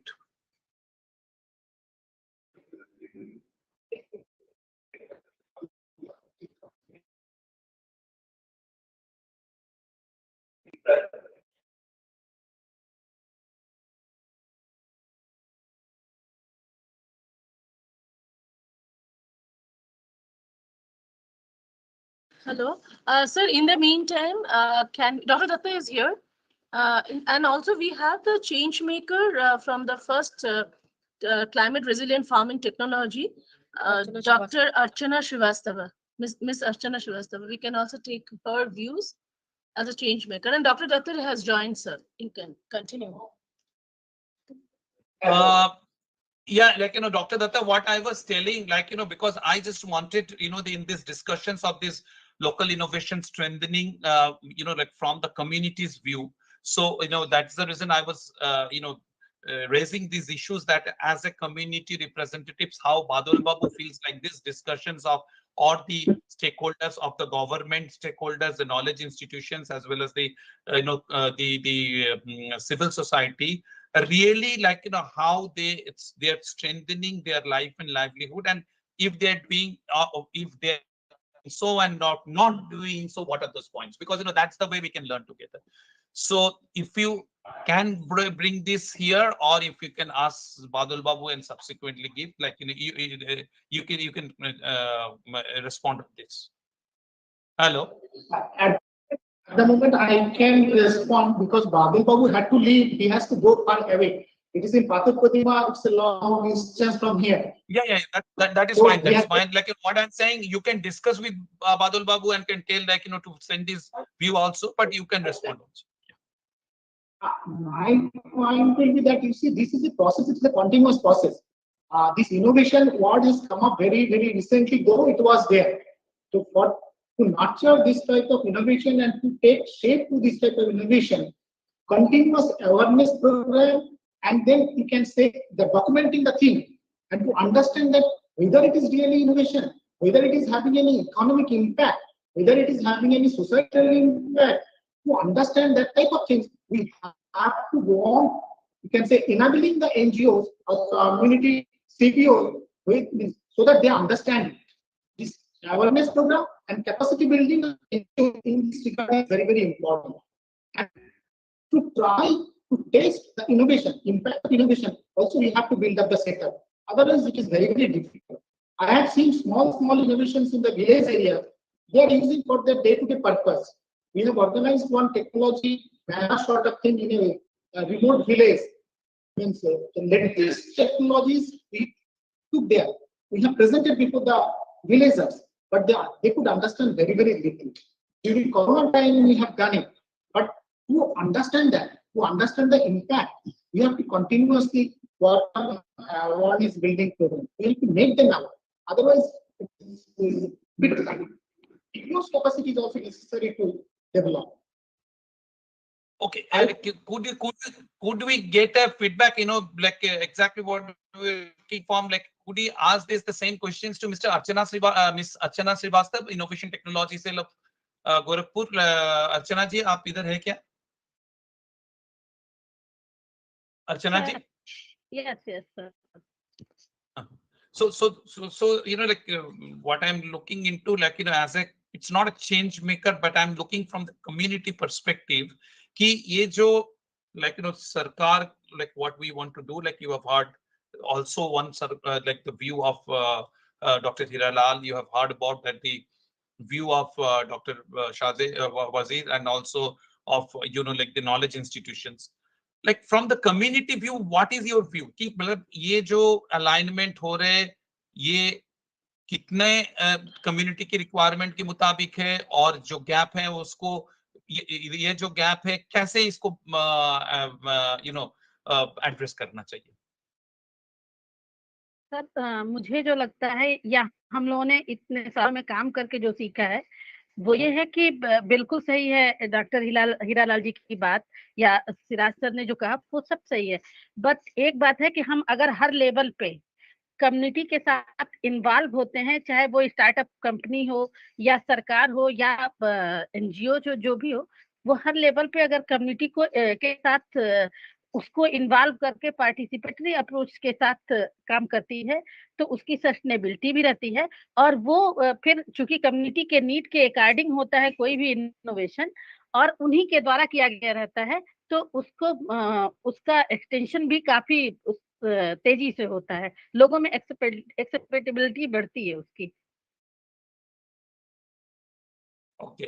Okay, so I think what we have heard today into this last sessions is the view of the different stakeholders of this like total local the innovation system strengthening. And I think I totally agree with the question Dr. Hiralal asked, that how do you define innovations? I think what, as per his definitions and my understandings, any type of interventions which improve the efficiency of the systems, improve the systems efficiency in different aspects, it should be considered as an